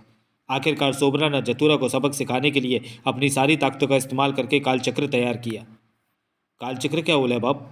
कालचक्र गहरे रहस्यों में डूबा षड्यंत्रों का हिस्सा होता है। कालचक्र के भीतर हर तरह का हिस्सा संयोजित जाता है। ज़रूरत पड़ने पर बटन दबाकर उसी हिस्से को सक्रिय कर दिया जाता है। कालचक्र को मशीनों द्वारा कंट्रोल किया जाता है। कालचक्र के बारे में सब कुछ बताना संभव तो नहीं, परंतु दुश्मन को हराने के लिए इसमें हर बाण मौजूद होता है, प्यार का भी, जंग का भी। चालाकियों से भरा होता है कालचक्र। जो भी इसमें एक बार फंस जाता है वो तभी बाहर निकल सकता है जब कालचक्र का मालिक चाहे, नहीं तो वो कालचक्र में ही भटकता रहता है। कालचक्र में तुम लोग भी फंस चुके हो। कालचक्र को सही ढंग से तैयार करने में 40 से 50 बरस का वक्त लगता है। इतना वक्त? महाजन क्या उठा। हाँ, बढ़िया कालचक्र के लिए 40 से 50 साल का ही वक्त लगता है। छोटा या कम ताकतों वाला कालचक्र 5 बरस में भी तैयार किया जा सकता है, परंतु सोबरा ने 50 बरस लगाकर कालचक्र तैयार किया। सोबरा के आदमियों में जथुरा के लोग थे, जो कि जथुरा को सोबरा की हरकतों की खबर देते रहते थे। जथुरा सोबरा के कालचक्र के बारे में जान चुका था और यह भी जानता था कि सोबरा उस पर कालचक्र का इस्तेमाल करने वाला, इसलिए जथुरा ने अपनी तैयारियां शुरू कर दी। कैसी तैयारियां? सोबरा को मात देने की तैयारियां। जथुरा ने वक्त रहते इस बात की पूरी तैयारी कर ली कि सोबरा जब उस पर कालचक्र फेंके तो वह कालचक्र को बंदी बना ले, उसे जब्त कर ले। कालचक्र को बंदी भी बनाया जा सकता है? पारसनाथ ने पूछा। हाँ, जथुरा के पास बेहिसाब ताकतें थी। वो हर काम को आसानी से करने का हौसला रखता था और उसने ये कर भी लिया। जथुरा को पहले ही खबर मिल गई सोबरा कब उस पर कालचक्र का दांव फेंकने जा रहा है। जथुरा ने अपनी ताकतों का कवच पहले ही आसमान में फैला दिया कि कालचक्र को खुलने से पहले ही वो कैद कर ले, और कैद कर भी लिया जथुरा ने। पोते बाबा गंभीर था। फिर बाकेलाल राठौर ने मूंछ पर हाथ फेरा, परंतु बाद में पता चला कि सोबरा तो और भी गहरा खेल खेल रहा था। वो कैसे? देवराज चौहान के ओठों से निकला। दरअसल सोबरा ने कालचक्र वाली चाल खेली थी। उसका असली मकसद था कि जथुरा कालचक्र को कैद करे, खुद भी कैदी बन जाए। वो कैसे बूढ़ो? बाकेलाल राठौर के होठों से निकला। सोबरा को मालूम था कि उसके पास मौजूद कौन कौन सा आदमी जथुरा को खबरें भेज रहा है। चालाकी से सोबरा उन्हें वही बातें बताता जो वो चाहता था कि जथुरा तक पहुंचे। पोते बाबा ने शांत स्वर में कहा, वो चाहता था कि जथुरा कालचक्र को कैद कर ले, क्योंकि सोबरा ने कालचक्र के एक हिस्से में महाकाली की परछाई को बैठा रखा था। कालचक्र की पहरेदारी के लिए कोई कालचक्र को पकड़े तो महाकाली उसे अपनी कैद में कर ली। यो महाकाली कौन होवे? जादू तंत्र मंत्र की मल्लिका है महाकाली। यूं तो इस तरह किसी को बंदी बनाकर रखने के काम नहीं करती, परंतु सोबरा को उस पर एहसान है, इसलिए वो तैयार हो गई थी। और ये बात सोबरा ने आम नहीं होने दी। जथुरा तक ये बात नहीं पहुंची कि जो भी कालचक्र को कैद करेगा महाकाली अपनी ताकतों से उसे बंदी बना लेगी। सोबरा चाहता ही ये था कि जथुरा कालचक्र को अपने अधिकार में ले और महाकाली जथुरा को कैद में रख ले। तुम्हारा मतलब है कि जथुरा को इस वक्त महाकाली ने अपने पास बंदी बना रखा है? मोना चौधरी बोली। हाँ, पोते बाबा ने सिर हिलाया। जथुरा इस वक्त हमारे बीच नहीं है। छोरे बोल बाप, महाकाली तो जथुरा की बापो होवे। बाप नहीं माँ, वो औरत होइला। मारा मतलब हो तो थारी समझ में आ गयो कि नहीं? समझेला बाप। रुस्तम राव गंभीर था। पोते बाबा पुनः कह उठा, 50 साल से जथुरा महाकाली का कैदी है। तुमने चेष्टा तो की होगी जथुरा को आज़ाद कराने की? देवराज चौहान कह उठा। कुछ खास नहीं। क्यों? जथुरा को छुड़ा पाना हमारे लिए संभव नहीं है। वजह? महाकाली ने उसे कैद करके उस पर देवा और मिन्नो नाम का तिलिस्म बांध दिया। देवा मिन्नो? देवराज चौहान के होठों से निकला। तुम्हारा मतलब कि मेरे और मोना चौधरी के नाम का तिलिस्म? पोते बाबा ने सहमति से सिर हिलाया। सबके चेहरे पर उलझन नजर आ रही थी। ऐसा क्यों? हमारे नाम का तिलिस्म क्यों? महाकाली जानती थी कि हम जथुरा को कैद से छुड़ाने का प्रयत्न करेंगे। ऐसे में उसे हर वक्त जथुरा की पहरेदारी पर रहना पड़ता, तो उसने जथुरा की कैद को देवा और मिन्नो नाम के तिलिस्म में बांध दिया कि देवा और मिन्नो के अलावा कोई और उस तक ना पहुंच सके। उस वक्त से माँ काली को जथुरा की ज़्यादा चिंता नहीं करनी पड़ती। हमारे सैनिकों ने जब जब जथुरा को आज़ाद कराने की चेष्टा की, तिलिस्म में फंसकर वो जान गंवा बैठे। नगीना क्या उठी, महाकाली ने देवराज चौहान और मोना चौधरी के नाम का तिलिस्मी क्यों बांधा? महाकाली ने बहुत दूर की सोच कर यह सब किया। वो कैसे? महाजन ने पूछा। महाकाली जानती है कि देवा मिन्नो का तीसरा जन्म चल रहा है। वो हर तरफ की खबर रखती है। महाकाली को यह भी पता है कि दूसरी दुनिया में मौजूद देवा और मिन्नो में पड़ती नहीं है। ऐसे में देवा और मिन्नो कभी भी एक साथ एक जगह इकट्ठे नहीं होंगे और किसी भी एक काम को मिलकर इकट्ठे नहीं करेंगे। इसलिए उसने देवा और मिन्नो नाम का तिलिस्म बांध दिया कि जथुरा हमेशा ही कैद में रहे। देवा और मिन्नो तो जथुरा को आज़ाद कराने पूर्व जन्म में तो आने से रहे, ये सोचकर महाकाली निश्चित हो गई थी। तो महाकाली सोचेला कि देवराज चौहान मोना चौधरी एक साथ इधर नहीं आएला। यही सोचा महाकाली ने। पोते बाबा ने कहा, तो अब जो भी जथुरा को कैद से छुड़ाने जाता है वो मारा जाता है? नगीना ने पूछा। हाँ, तिलिस्म को देवा और मिन्नो ही तोड़ सकते हैं। ये दोनों ही सिर्फ वहाँ तक पहुँच सकते हैं। वहाँ फैली महाकाली की जादुई ताकतें सिर्फ देवा और मिन्नो को ही जथुरा तक पहुँचने की इजाज़त देंगी। इस कारण तुम्हें मैं चालाकियों से यहाँ तक लाए।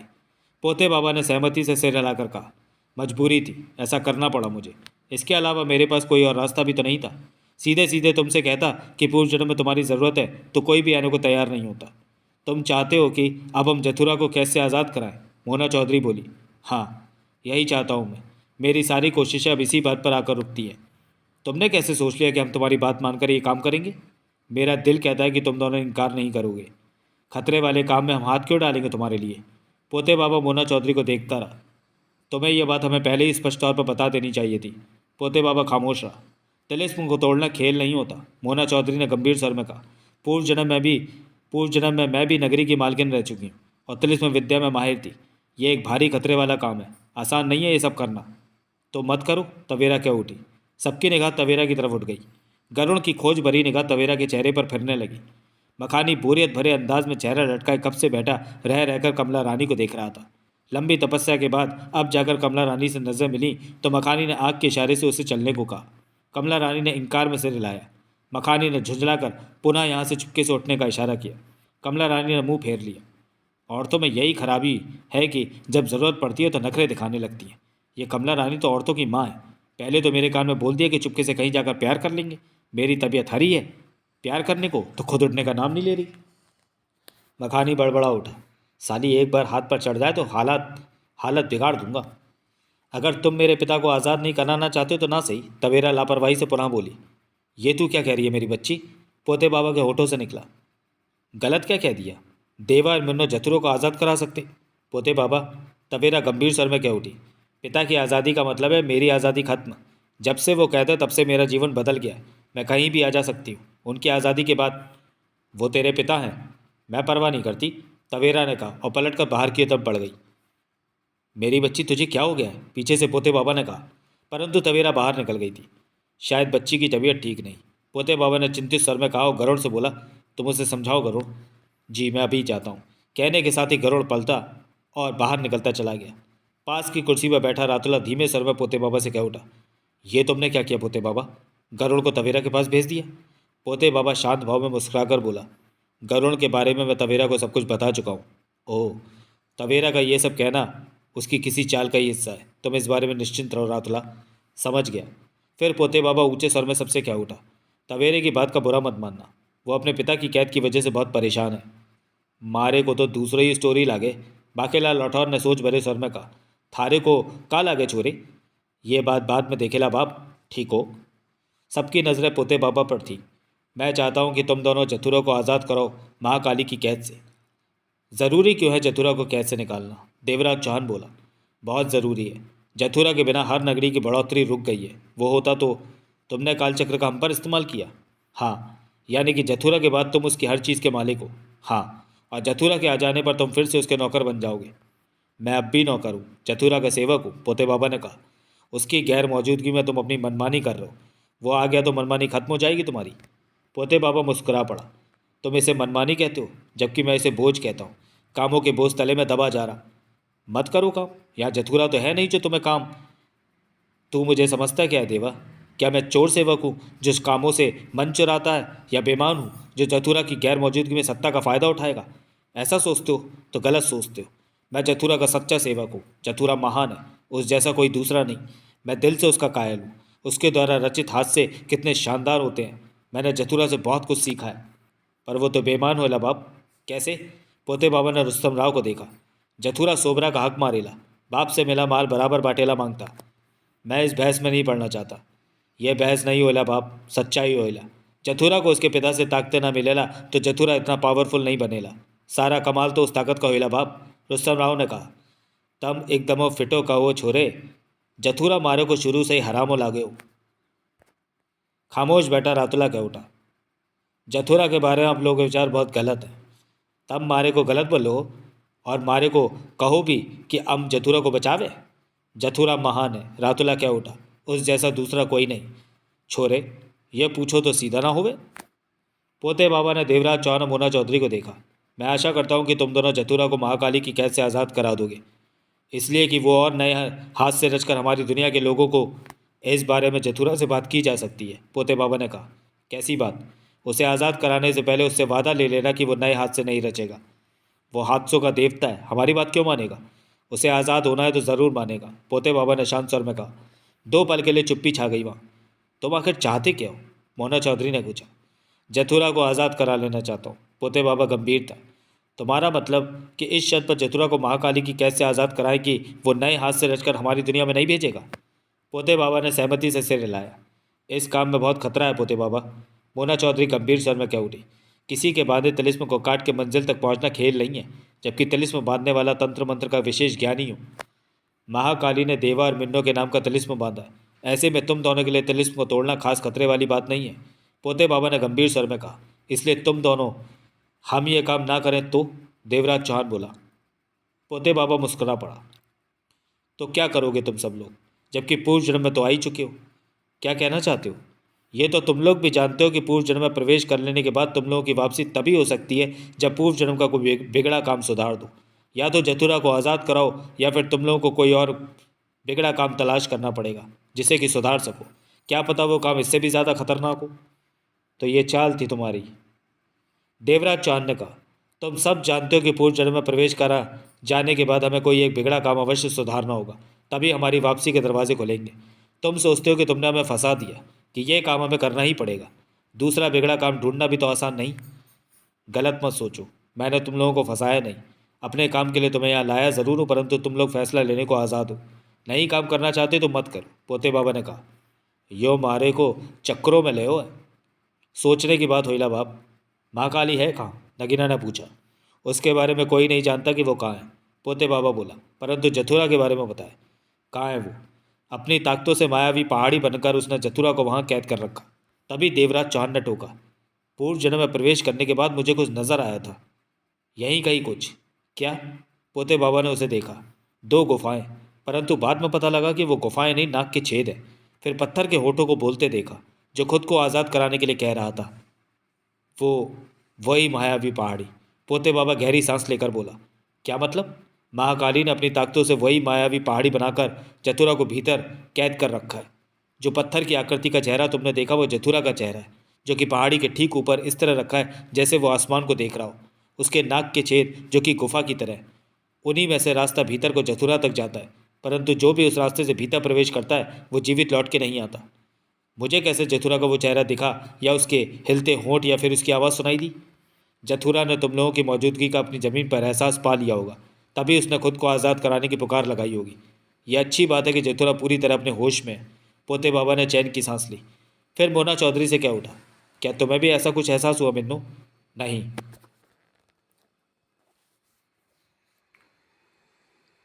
तुम्हें भी ऐसा कोई एहसास होता तो बेहतर रहता, क्या पता अब हो जाए। तुम पहाड़ी के बारे में बता रहे थे, महाजन क्या उठा। पोते बाबा ने सबको देखा, कुछ पल सोच के क्या उठा। क्या ये अच्छा नहीं होगा कि पहले तुम लोग ये फैसला ले लो कि जथुरा को आज़ाद कराओगे या नहीं? अगर हमारा इनकार हुआ तो तुम हमारे साथ क्या व्यवहार करोगे? पारसनाथ क्या उठा। कोई भी अपने मन में बुरी आशंका न रखें, पोते बाबा मुस्कुरा कर बोला। तुम लोगों के इनकार करने पर भी यहाँ किसी के मन में बुरी भावना नहीं आएगी। तुम सब जब तक चाहो यहाँ मेहमान बनकर रह सकते हो। यो मारे को अमूलो मक्खनों लगा रहे हो। वो सब एक दूसरे को देखने लगे। तुम लोगों को यहाँ तक लाना ज़रूरी था, वो मैं ले आया। अब आगे काम करना है या ना करना तुम्हारी मर्ज़ी पर है। मुर्गो खाने में बिठा दियो मारे को, अब इब मर्जी बोलो हो। पोते बाबा उठता हुआ बोला, बाहर दरवाजे पर हर वक्त 2 सेवक मौजूद रहेंगे। आप लोगों को किसी भी चीज़ की ज़रूरत हो तो उनसे कह सकते हैं। मुझे बुलाना हो तो भी उनसे कह सकते हैं। यहाँ आप कहीं भी जाने को आज़ाद हो, कोई रोक टोक नहीं है। रातुला भी उठ खड़ा हुआ। सोच विचार में आप जितना भी वक्त लेना चाहें ले सकते हैं। उसके बाद पोते बाबा और रातुला वहाँ से बाहर निकल गए। उनके जाने के बाद खामोशी सी आ ठहरी इधर। मेरे ख्याल में हमें जथुरा की आज़ादी के लिए कुछ करना चाहिए, नगीना बोली। वो मुसीबत में है, ऐसे में किसी के काम आना बुरी बात नहीं है। उसने सोबरा के साथ ज़्यादती की है, देवराज चौहान ने कहा। उसने सोबरा का हक मारा है तो सोबरा ने उसे सज़ा भी दे दी। 50 सालों से वो बंदी बना हुआ है, नगीना ने कहा। हमें क्या पता कि सोबरा इस वक्त उसकी सज़ा के बारे में क्या सोचता है। देवराज चौहान ने नगीना को देखा। तभी मोना चौधरी क्या उठी, सोबरा भी कम नहीं है, हम भी यही सोचो। बाकेला लौटा और बोला, जथुरों को जादूगरनी कैद में फंसा दे हो। हम जथुरों को कैद से निकालें तो सोबरा को यह बात बुरी लग सकती है। देवराज चौहान ने कहा, यह 2 भाइयों का मामला है, हमें बीच में नहीं आना चाहिए। बहुत कठोर है आप, नगीना क्या उठी। बात कठोरता की नहीं नगीना, बात यह है कि जथुरा ने अपने पिता से प्राप्त ताकतों का इस्तेमाल करके खुद बड़ी ताकत बन गया, जबकि सोबरा भी उन ताकतों को पाने का हकदार था। वो अपने अधिकार से वंचित रहा। इसी कारण सोबरा ने कालचक्र की आड़ में जथुरा को फंसा दिया। इसमें हमारे बीच में आने की गुंजाइश ही नहीं है। सोबरा से बात की जाए, महाजन बोला। वो नहीं मानेगा, देवराज चौहान ने कहा, क्योंकि इस वक्त बाजी उसके हाथ में है। तुम्हारे मन में क्या है देवराज चौहान, मोना चौधरी बोली। इस काम को करने की इच्छा रखते हो या नहीं? अगर जथुरा सोबरा के साथ पिता की दी ताकतें बांटने पर राजी हो जाता है और हमारी दुनिया में नए हाथ से रचकर नहीं भेजेगा तो मैं ये करने को तैयार हो सकता हूँ, देवराज चौहान ने कहा। जथुरा तो सामने है नहीं कि उससे बात की जा सके, मोना चौधरी बोली। पोते बाबा के शब्दों की कोई कीमत नहीं है। वो पहले ही कह चुका है कि जथुरा अगर शर्तें माने तो उसे आज़ाद करना, वरना नहीं। पोते बाबा चाहता है कि किसी भी तरफ जथुरा को आज़ाद करने के लिए यहाँ से चल पड़े। हाँ, ऐसी ही बात है, लेकिन हमें पूर्व जन्म का कोई काम तो सुधारना ही पड़ेगा, तभी हम वापस अपनी दुनिया में जा सकेंगे। किसी बिगड़े काम को संवारना हमारे लिए भी अच्छी बात है। पूर्व जन्म के जो काम पहले जन्म में अधूरे रह गए थे वो हम इस रूप में पूरे करेंगे। महाजन क्या उठा। नगीना देवराज चौहान से बोली, आपको ये काम करना होगा। मुझे सोचने दो, देवराज चौहान बोला। बेहतर होगा कि हम ये काम करें ताकि हमारे लिए वापस अपनी दुनिया में जाने का रास्ता खुल सके, मोना चौधरी बोली। हम जितना वक्त सोचने में लगाएंगे हमें उतनी देर पूर्व जन्म में रहना पड़ेगा। मोना चौधरी ठीक कहती है, नगीना ने तुरंत सिर हिलाया। अगर तुम सबकी यही मर्जी है तो मैं तैयार हूँ, देवराज चौहान ने सोच भरे स्वर में कहा। जथुरा तक अगर पहुँच गए तो उससे वो बातें कर लेंगे जो हमारे मन में है, मोना चौधरी क्या उठी। छोरे, बाकेलाल राठौर का हाथ मूँछों पर जा पहुँचा। अब महाकाली को वट दो, पक्का बाप? तुम हमारे साथों हो ना? पक्का बाप। कमला रानी सब बातों को ध्यान से सुन रही थी। तभी उसने मखानी को देखा। मखानी उसे खा जाने वाली नज़रों से घूर रहा था। कमला रानी मुस्कुरा पड़ी। वो उठी और बाथरूम की तरफ चलती। चलते चलते कमला रानी ने मखानी को देखा और आँख से इशारा कर दिया। मखानी खेल उठा। काम बन गया था। ललचाई नज़रों से वो कमला रानी को उस रास्ते पर जाते देखता रहा जो खुले बाथरूम की तरफ जाता था। जब कमला रानी चली गई तो मखानी उठा और उसी रास्ते की तरफ बढ़ गया। तम उसो को पीछे पीछे क्यों खिसको हो? बाकेलाल राठौर मखानी से कह उठा। मखानी ने ऐसे दर्शाया जैसे सुना भी ना हो। जाने दे बाप। रुस्तम राव ने बाके की टांग पर हाथ मारा। उसने पीछे आने का इशारा किया है। फिर हो ठीक हो, हम सोचो कि कहीं पे इज्जत लूटने का केसो ना हो, तैयार हो जावे। तवेरा कमरे से निकली तो पीछे से आकर गरुण उसके साथ चलने लगा। तुम कैसी बातें कर रही हो तवेरा? गरुण क्या उठा। तुम्हें मेरी बातें पसंद नहीं तो मेरे पास मत आओ। वो बात नहीं, मैं तुम्हारे साथ हूँ, गरुण जल्दी से बोला। तुम नाराज़ मत हो। वो दोनों आगे बढ़ते जा रहे थे। तवेरा ने चेहरे पर उखड़ापन ओढ़ रखा था। कम से कम तुम्हें दूसरों के सामने तो अपनी भावनाएं छिपा कर रखनी चाहिए। मैं नगरी की मालकिन हूँ, मेरा जो मन चाहेगा वही करूँगी। ये बात तो तुम ठीक कह रही हो। सच? चलते हुए तवेरा ने उसे देखा। हाँ हाँ, मैं झूठ क्यों बोलूँगा? मुझे लगता है कि कोई भी मेरे से सहमत नहीं होगा कि मैं पिता को वहीं कैद में रहने दूँ। ठीक कहती हो। तुम सहमत हो? मैं तो तुम्हारे साथ हूँ तवेरा। सच कह रहे हो? मैं तुमसे झूठ नहीं बोलूँगा। तुम मुझे अच्छी लगती हो, तुम्हारी हर बात मुझे अच्छी लगती है। ओह गरुड़, तुम कितने अच्छे हो, तवेरा मुस्कुराई। गरुड़ भी मुस्कुराया। मैंने कभी तुम पर ध्यान क्यों नहीं दिया? तुम बहुत समझदार हो। गरुड़ मुस्कुराता रहा। अब तुम मुझे अच्छे लगने लगे हो। सच तवेरा? हाँ, तुम में वो सब बातें जो नगरी को संभाल सको। तवेरा क्या उठी। क्या मतलब? सोचती हूँ कि कहीं तुम ही तो मेरे सपनों के राजकुमार नहीं हो जिसका मुझे इंतज़ार था। ओह तवेरा, तुमने तो मेरे दिल की बात कह दी। गरुड़ जल्दी से कह उठा। क्या तुम भी मेरे बारे में कुछ ऐसे ही सोचते हो? हाँ तवेरा, तुम्हें लेकर तो मैंने कितने सपने ले रखे हैं, परंतु कभी कहने की हिम्मत नहीं पड़ी। तवेरा ठिठकी और गरुड़ को देखने लगी। गरुड़ भी रुका। तुम्हें मेरा साथ देना होगा गरुड़। अगर मेरे से ब्याह करना चाहते हो तवेरा ने कहा। मैं तैयार हूँ, बोलो क्या करूँ।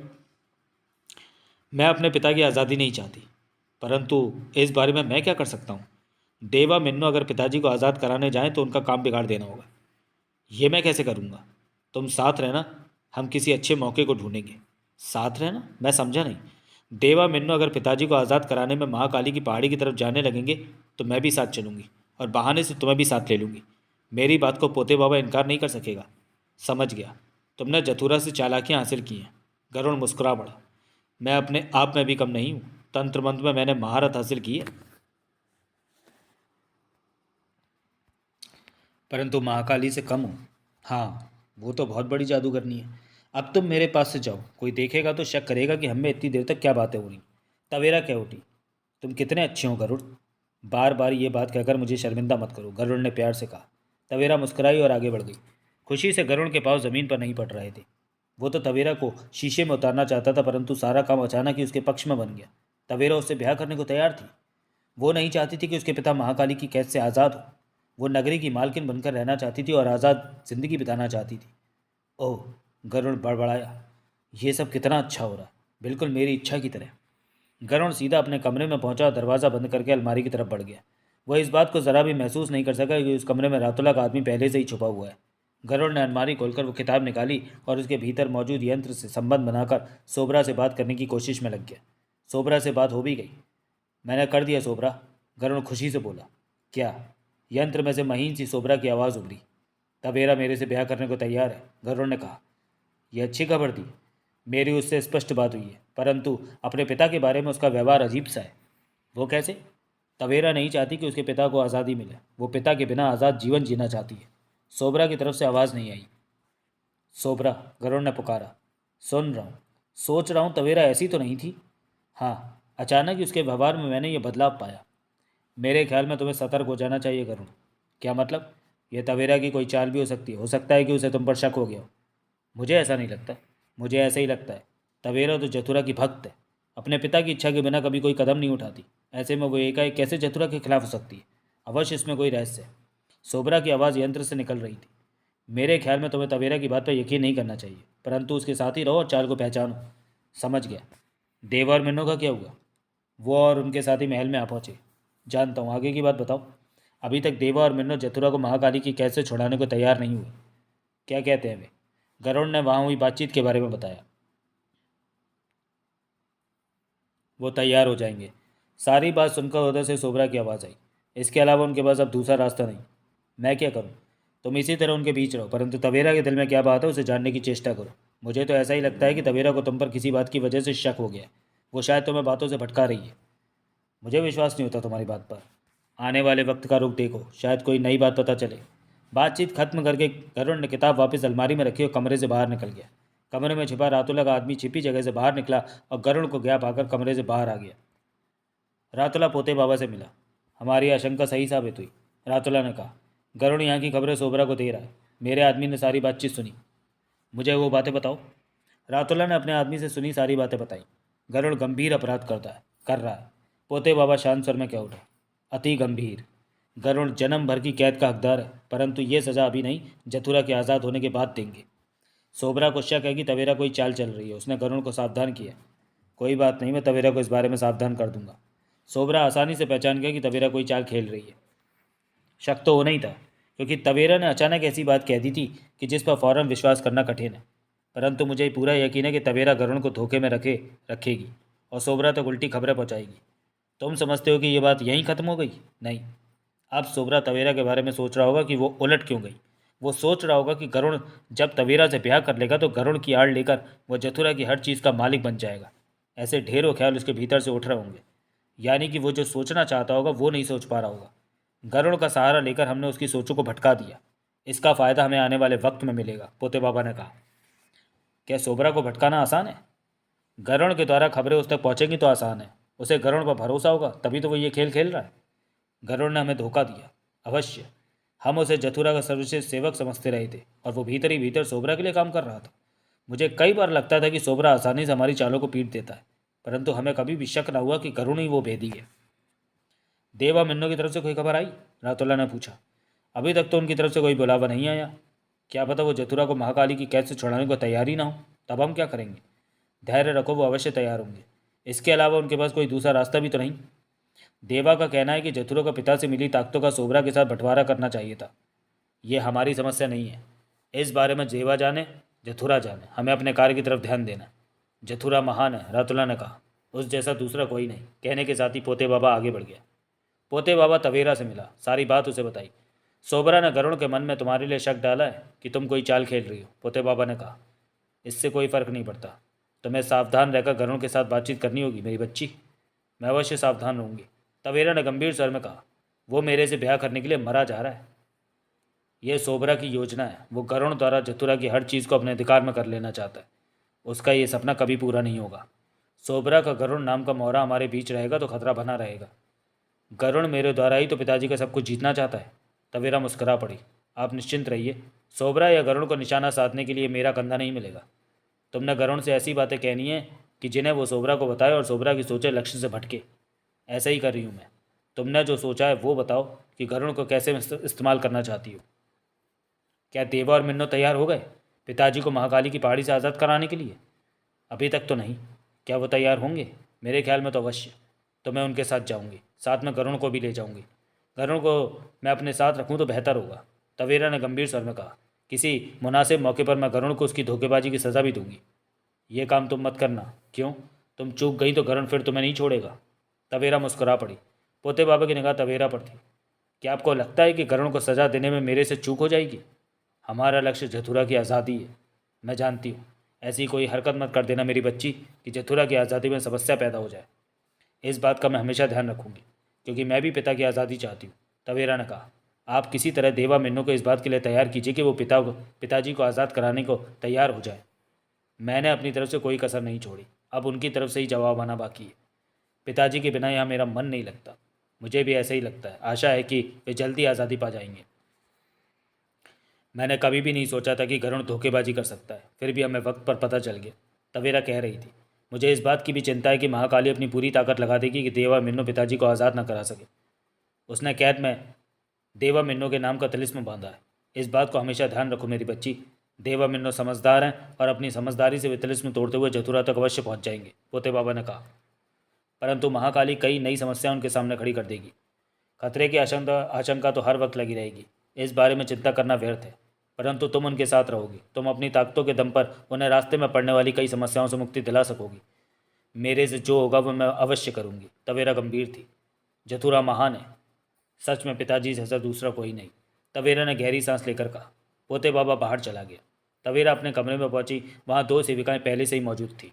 तवेरा कुर्सी पर बैठी और हाथ में टेबल पर रखा फूल उठाकर मंत्रों का जाप करने लगी।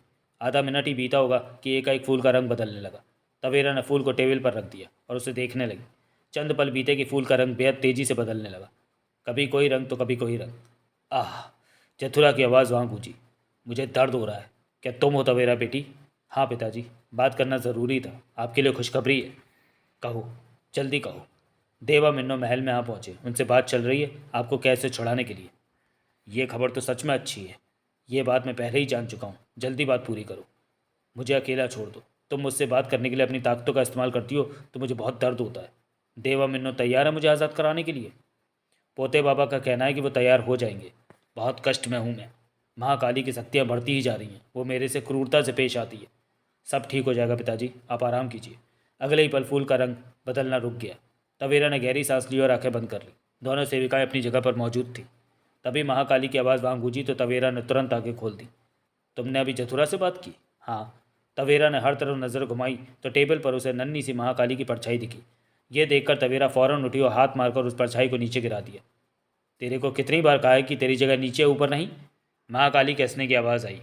बहुत नफरत करती है मुझसे? बहुत ज़्यादा, तवेरा ने कठोर स्वर में कहा।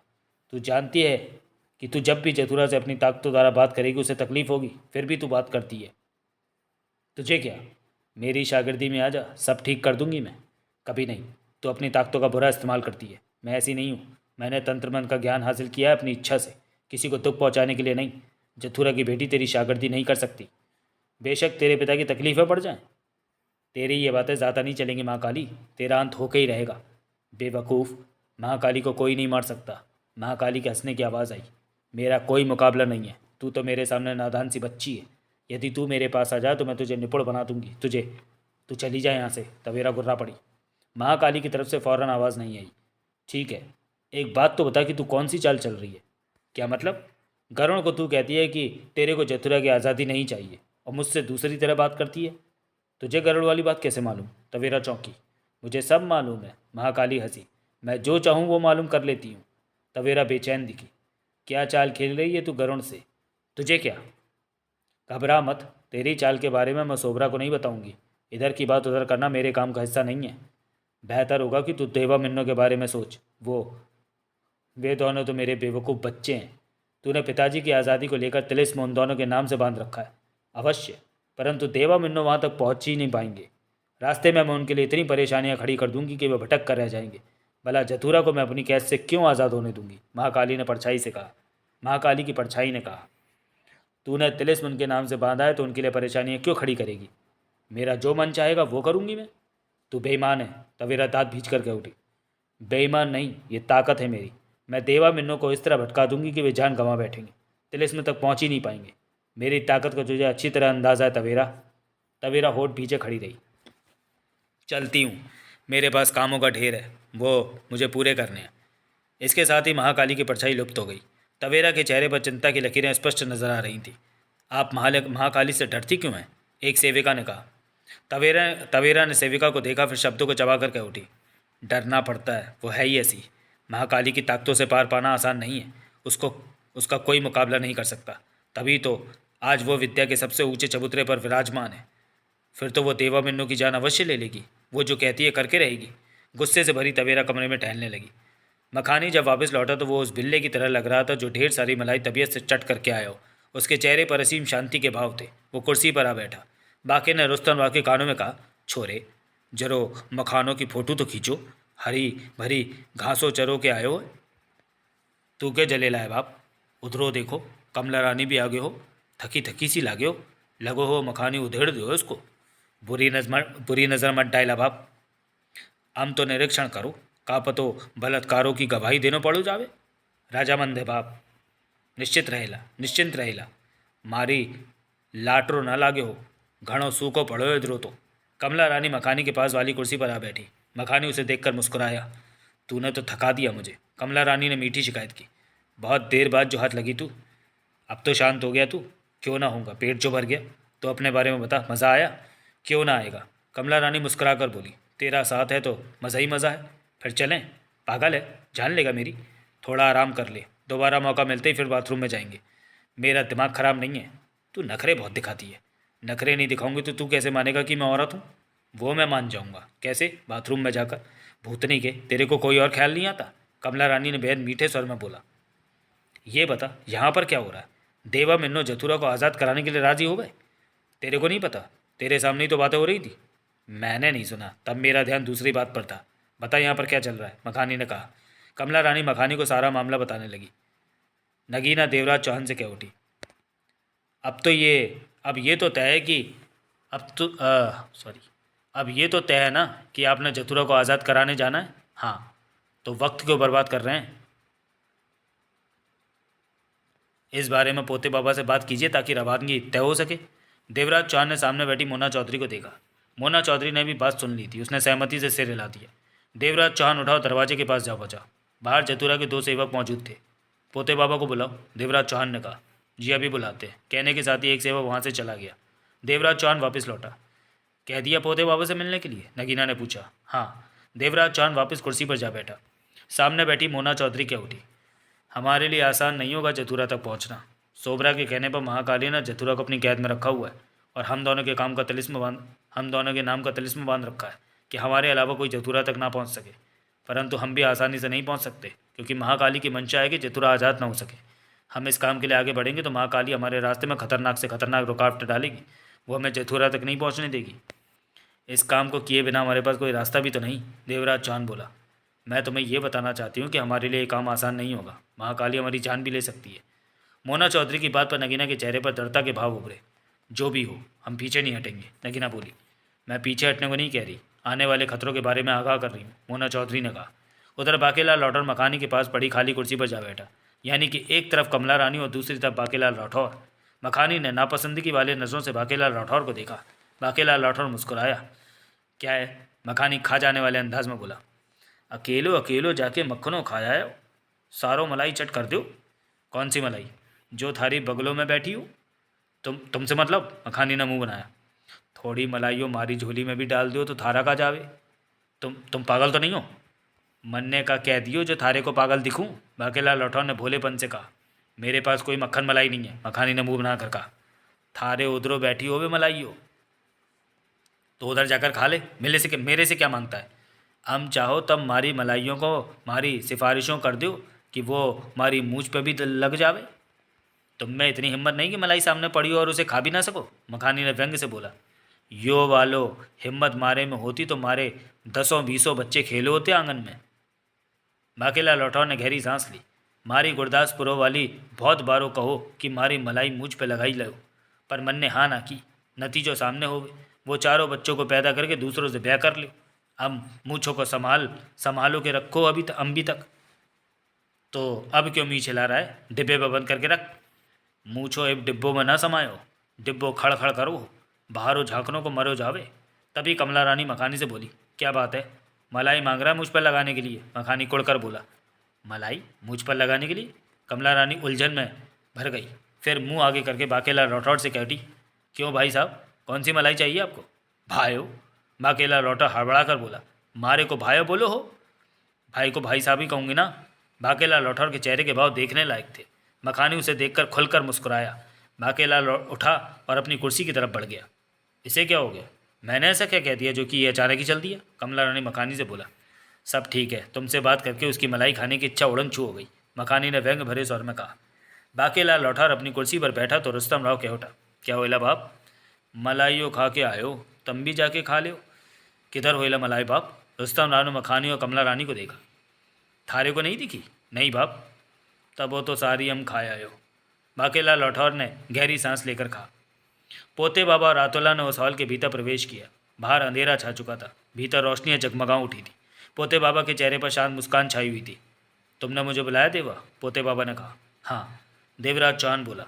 हम जथुरा को महाकाली की कैद से निकालने की कोशिश करेंगे। ये तो मेरे लिए सुखद समाचार है। मैं तो कब से ये शब्द सुनने को तरस रहा था, पोते बाबा कह उठा। परंतु हमारी भी कुछ शर्तें हैं, मोना चौधरी कह उठी। वो क्या मिन्नो? जथुरा को अपने पिता से मिली ताकतों का बंटवारा सोबरा के साथ करना होगा। इस बात से मेरा कोई मतलब नहीं। ये बात आप लोग जथुरा से तब कर लें जब उसे आज़ाद कराने जा रहे हो, पोते बाबा बोला। जथुरा नए हाथ से रचकर हमारी दुनिया में नहीं भेजेगा, मोना चौधरी बोली। ये बातें मौके पर जथुरा से ही करें। पोते बाबा ने सिर हिलाया। क्योंकि मेरी हाँ ना का कोई महत्व नहीं है, अंतिम फैसला तो जथुरा का ही होगा। इस बात का जवाब मैंने स्पष्ट तौर पर दिया है। ठीक है, हम ये बात जथुरा से ही करेंगे, देवराज चौहान बोला। तुम हमें उस जगह के बारे में बताओ जहाँ जथुरा कह दे। क्यों नहीं, पोते बाबा ने कहा और रातोला के साथ खाली कुर्सियों पर जा बैठा। मैं बताता हूँ महाकाली ने जथुरा को कहाँ कैद करके रखा है। इसके अलावा आप लोगों को जो भी जानकारी चाहिए मिल जाएगी। सबकी नज़रें पोते बाबा पर जा टिकी थी। रातोला खामोश से बैठा सबको देख रहा था। जथुरा को कैद करने के लिए महाकाली ने अपनी शक्तियों में से एक रहस्यमय मायावी पहाड़ी का निर्माण किया और उसके भीतर जथुरा को तिलिस्म में कैद कर लिया। पहाड़ी के ठीक ऊपर जथुरा की लेटी मुद्रा में बहुत बड़ी मूर्ति बना रखी थी। पहाड़ी के भीतर जाने का रास्ता उस मूर्ति के नाक के छेदों में से है, जो कि गुफा की तरह लगते हैं। मैं वो देख चुका हूँ, देवराज चौहान बोला। पहाड़ी के भीतर क्या है? मोना चौधरी ने पूछा। मैं नहीं जानता, क्योंकि उसके भीतर गया कोई भी सैनिक कभी बाहर नहीं आया। परंतु उस पहाड़ी में भी अनजाने रहस्य मौजूद है, क्योंकि उसका निर्माण महाकाली ने अपनी रहस्यमयी जादुई ताकतों से किया है। यह काम तुम लोगों के लिए आसान नहीं होगा, क्योंकि पहाड़ी के भीतर महाकाली ने ऐसी ताकतों को फैला रखा होगा कि जो भी भीतर आए वो फंस जाए। बेशक महाकाली ने देवा और मिन्नो के नाम का तिलिस्म बांधा है, परंतु तुम दोनों का भी जथुरा तक पहुँच पाना आसान नहीं, क्योंकि महाकाली ने सोबरा के कहने पर जथुरा को कैद कर रखा है। वो नहीं चाहेगी कि जथुरा आज़ाद हो। महाकाली ने इस बात का पूरा इंतजाम कर रखा होगा कि पहाड़ी में प्रवेश करने वाला कोई भी व्यक्ति जिंदा ना बचे। महाकाली खुद में रहस्यमय शक्तियों से भरी ऐसी हस्ती है जिसने आज तक हार का मुंह नहीं देखा। वो किसी को कैद करने वाले मामूली काम नहीं करती है, परंतु सोबरा के एक एहसान की वजह से महाकाली ने उसके लिए ये काम किया। क्या यहाँ पर ऐसा कोई नहीं जो महाकाली को टक्कर दे सके? महाजन ने पूछा। महाकाली के मुकाबले पर कोई नहीं आना चाहेगा, रातोला क्या उठा। महाकाली की उस पहाड़ी का फैलाव बहुत बड़ा है। भीतर जाने की बात तो दूर, पहाड़ी के ऊपर तक पहुँच पाना भी चुनौती भरा काम है, क्योंकि महाकाली ने अपनी ताकतें पहाड़ी पर छोड़ रखी हैं। वो किसी को पहाड़ी के ऊपर तक नहीं जाने देती। अगर कोई ऊपर तक पहुंच भी जाता है तो नाक रूपी गुफा में प्रवेश करके फिर वापस कभी नहीं लौटता। हम महाकाली की शक्तियों का मुकाबला कैसे करेंगे? नगीना ने पूछा। इसके लिए हम आपको बेहतरीन हथियार देंगे, जैसे कि तलवार, कटार, बर्छा, खंजर। क्या इन हथियारों से महाकाली की शक्तियों का मुकाबला किया जा सकता है? नहीं किया जा सकता, एक हद की बात नहीं, पोते बाबा ने गंभीर स्वर में कहा। फिर तो जतुरा को आज़ाद कराने की चेष्टा करना बेवकूफ़ी होगी, पारसनाथ ने कहा। यो तो मारे को वडनों को तैयार करे हो। कुछ हद तक महाकाली की ताकतों का मुकाबला किया जा सके, इसके लिए आपके साथ तवेरा जाएगी। तवेरा? देवराज चौहान के होठों से निकला। वो तो पहले ही इस बात के हक में है कि जथुरा को आज़ाद न कराया जाए, ऐसे में वो क्यों? उसकी बात पर मत जाइए, वो आपकी पूरी सहायता करेगी, पोते बाबा ने कहा। वो किस तरह से सहायता करेला बाप? तवेरा जादुई शक्तियों की अच्छी ज्ञाता है, महाकाली से कम ताकत रखती है, परंतु वो आप सबकी बहुत सहायता कर सकती है। महाकाली को भी तवेरा की ताकतों का एहसास है, पोते बाबा ने गंभीर स्वर में कहा। तवेरा पर आप सब पूरा भरोसा कर सकते हैं। वो अपने पिता को आज़ाद कराने के लिए आपके साथ चलने को बेचैन है। उसके साथ जथुरा का सर्वश्रेष्ठ सेवक गरुण भी जाएगा, जो कि सिर्फ तवेरा के ही अधीन रहेगा। चंद पलों के लिए वहाँ खामोशियाँ ठहरी। हम भी साथ जाएंगे, कमला रानी क्या उठी। हाँ हाँ, हम भी जाएंगे, मखानी ने तुरंत कहा। वहाँ जान जाने का खतरा है, रातुला बोला। हमें क्या खतरा, हम तो कालचक्र के हिस्से बन चुके हैं, मर गए तो फिर किसी अन्य शरीर में प्रवेश कर जाएंगे। जैसी तुम दोनों की इच्छा। तभी देवराज चौहान कह उठा। तुमने उस पहाड़ी या जथुरा की कैद के बारे में कोई विशेष बात नहीं बताई। जो बताया उतनी ही जानकारी है मुझे। जथुरा किन हालातों में भीतर कैद है नहीं मालूम, क्योंकि आज तक जो भी पहाड़ी के भीतर गया वो वापस नहीं लौटा कि उससे पता चलता, पोते बाबा ने कहा। तुम्हारी जानकारी अधूरी है, देवराज चौहान ने कहा। पहाड़ी पर कैसे कैसे खतरे हमारे सामने आ सकते हैं? नगीना ने पूछा। इस बारे में तवेरा बेहतर बता सकती है, वह आपके साथ ही चलेगी। रास्ते में ये बात आप लोग उससे पूछ सकते हैं। तुम तो चाहो कि हम अभी चलते हो पहाड़ों पे? मुझे इस बात का दुख है कि मैं आपकी ज़्यादा सहायता नहीं कर पा रहा हूँ, पोते बाबा ने कहा। हमने जब जब जथुरा के बारे में जानकारी पाने की चेष्टा की, महाकाली ने अपनी शक्तियों से हमें पीछे ढकेल दिया। महाकाली की वो पहाड़ी कितनी दूर है? मोना चौधरी ने पूछा। लंबा सफ़र है, घोड़ों पर सवारी करने से 1 दिन लग जाएगा, पोते बाबा ने कहा। आप लोग कब यहाँ से रवाना होना चाहते हैं, ये बता दें तो मुझे तैयारी करने में आसानी होगी। कल सुबह दिन का उजाला फैलते ही हम चल देंगे, देवराज चौहान ने कहा। बेहतर, सुबह तक चलने की तैयारी पूर्ण मिलेगी। कुछ और किसी को कहना हो? पोते बाबा ने कहा। पोते बाबा ने पूछा। मुझे अभी भी समझ नहीं आ रहा कि महाकाली की शक्तियों का मुकाबला हम कैसे करेंगे, महाजन क्या उठा। तवेरा पर भरोसा रखिए, पोते बाबा ने कहा। आखिर वो कब तक हमें महाकाली के वारों से बचाती रहेगी? जब तक वो ऐसा कर पाएगी। उसके बाद क्या होगा? कोशिश करना आप लोगों का फ़र्ज़ है, बाकी ऊपर वाला जानता है कि क्या होगा। बलि का बकरा बनाएला ही अपन को। छोरो, मारी गर्दनों पर रखो रखो कि धीरे धीरे काटो। जथुरा महान है, पोते बाबा क्या उठा। उस जैसा दूसरा कोई नहीं, रातुला ने कहा। उसके बाद पोते बाबा और रातुला वहाँ से बाहर निकल गए। बाकीलाल राठौर की निगाह मखानी की तरफ उठी तो वो सक पका उठा। मखानी उसे ही घूर रहा था। बाकीलाल राठौर ने तुरंत नजरें फेर ली और मूंछ पर हाथ लगाया, परंतु वहाँ मलाई नहीं लगी हुई थी। मारी किस्मतों ही धोखेबाजो हो गए, बाकीलाल राठौर हड़बड़ा उठा। क्या बोले बाप? उसकी बड़बड़ा सुनकर रुस्तम राव ने पूछा। कौनो बातों नहीं, हम तो महाकाली को यादो करो हो कि उसो को वट दो, तब मारे साथों हो ना? पक्का बाप, नगीना देवराज चौहान से बोली। इस काम में भारी खतरा है, जहाँ भी हमारे पाँव पड़ते हैं वहाँ खतरा पहले आ जाता है, देवराज चौहान ने गंभीर स्वर में कहा। महाकाली की ताकतों का मुकाबला करने के लिए हमारे पास कुछ भी तो नहीं है, नगीना ने सोच भरे स्वर में कहा। मेरे ख्याल में पोते बाबा हमें मौत के मुंह में भेज रहा है, महाजन क्या उठा। मौत के मुंह में तो हम तभी आ गए थे जब पूर्व जन्म की ज़मीन पर हमारे कदम पड़े थे, देवराज चौहान ने महाजन को देखा। नगीना भाभी का कहना सही है कि हम महाकाली का मुकाबला ज़्यादा देर तक नहीं कर पाएंगे। हमारे पास कोई दूसरा रास्ता भी नहीं, देवराज चौहान ने कहा। पूर्व जन्म में आने के बाद हम तभी वापस जा सकते हैं जब पूर्व जन्म का कोई बिगड़ा काम सवार दें। पोते बाबा मैं धोखे से यहाँ लाया है, वो बात खत्म हो चुकी है। अब सवाल ये सामने है कि वापस अपनी दुनिया में जाने के लिए इस जन्म का कौन सा बिगड़ा काम ठीक करें। 2 पल की सोच के बाद महाजन भारी सांस लेकर क्या उठा। सच में हमें यह काम करना ही होगा, क्योंकि हमारे सामने कोई और दूसरा बिगड़ा काम नहीं है। किसी दूसरे बिगड़े काम को ढूंढने लगे तो जाने कितना वक्त लग जाए। तभी कमला रानी उठी और बाथरूम जाने वाले रास्ते की तरफ बढ़ गई। बाकीलाल राठौर ने उसे जाते देखा। उसी पल उसने मखानी को उठकर कमला रानी के पीछे जाते देखा। छोरे, बाकीलाल राठौर अपने होठों पर जीभ फेर कर बोला। मारा मनो मलाइयों खाने को करो। पोते बाबा से कहला बाप, वो मलाई का टोकरा। मलाइयों का टोकरो? हाँ बाप, टोकरा। मलाई टोकरा में भरी जावे, थारी बुद्धों में दूधों वाली मलाई ही आवे। बाकीलाल राठौर ने मुंह बनाया। और कौन सी मलाई खोला बाप? बाकी ने कुछ कहने के लिए मुंह खोला, उसी पल सब पारसनाथ की तेज आवाज़ सुनकर चौंक पड़े। मोना चौधरी, क्या हुआ तुम्हें? मोना चौधरी। सबकी निगाह मोना चौधरी की तरफ उठी। मोना चौधरी की आंखें फटकर फैल चुकी थी, मुंह भी खुला था। वो जैसे हैरानी भरे अंदाज में सामने की दीवार को देखे जा रही थी। उसकी मुद्रा देखने लायक थी। सबने दीवार की तरफ देखा, वहाँ कुछ भी नहीं था जो मोना चौधरी की यह हालत हो। देवराज चौहान और नगीना की नज़रें मिली। क्या हो गया मोना चौधरी को? नगीना के होंठों से निकला। तुम देखो, देवराज चौहान ने कहा।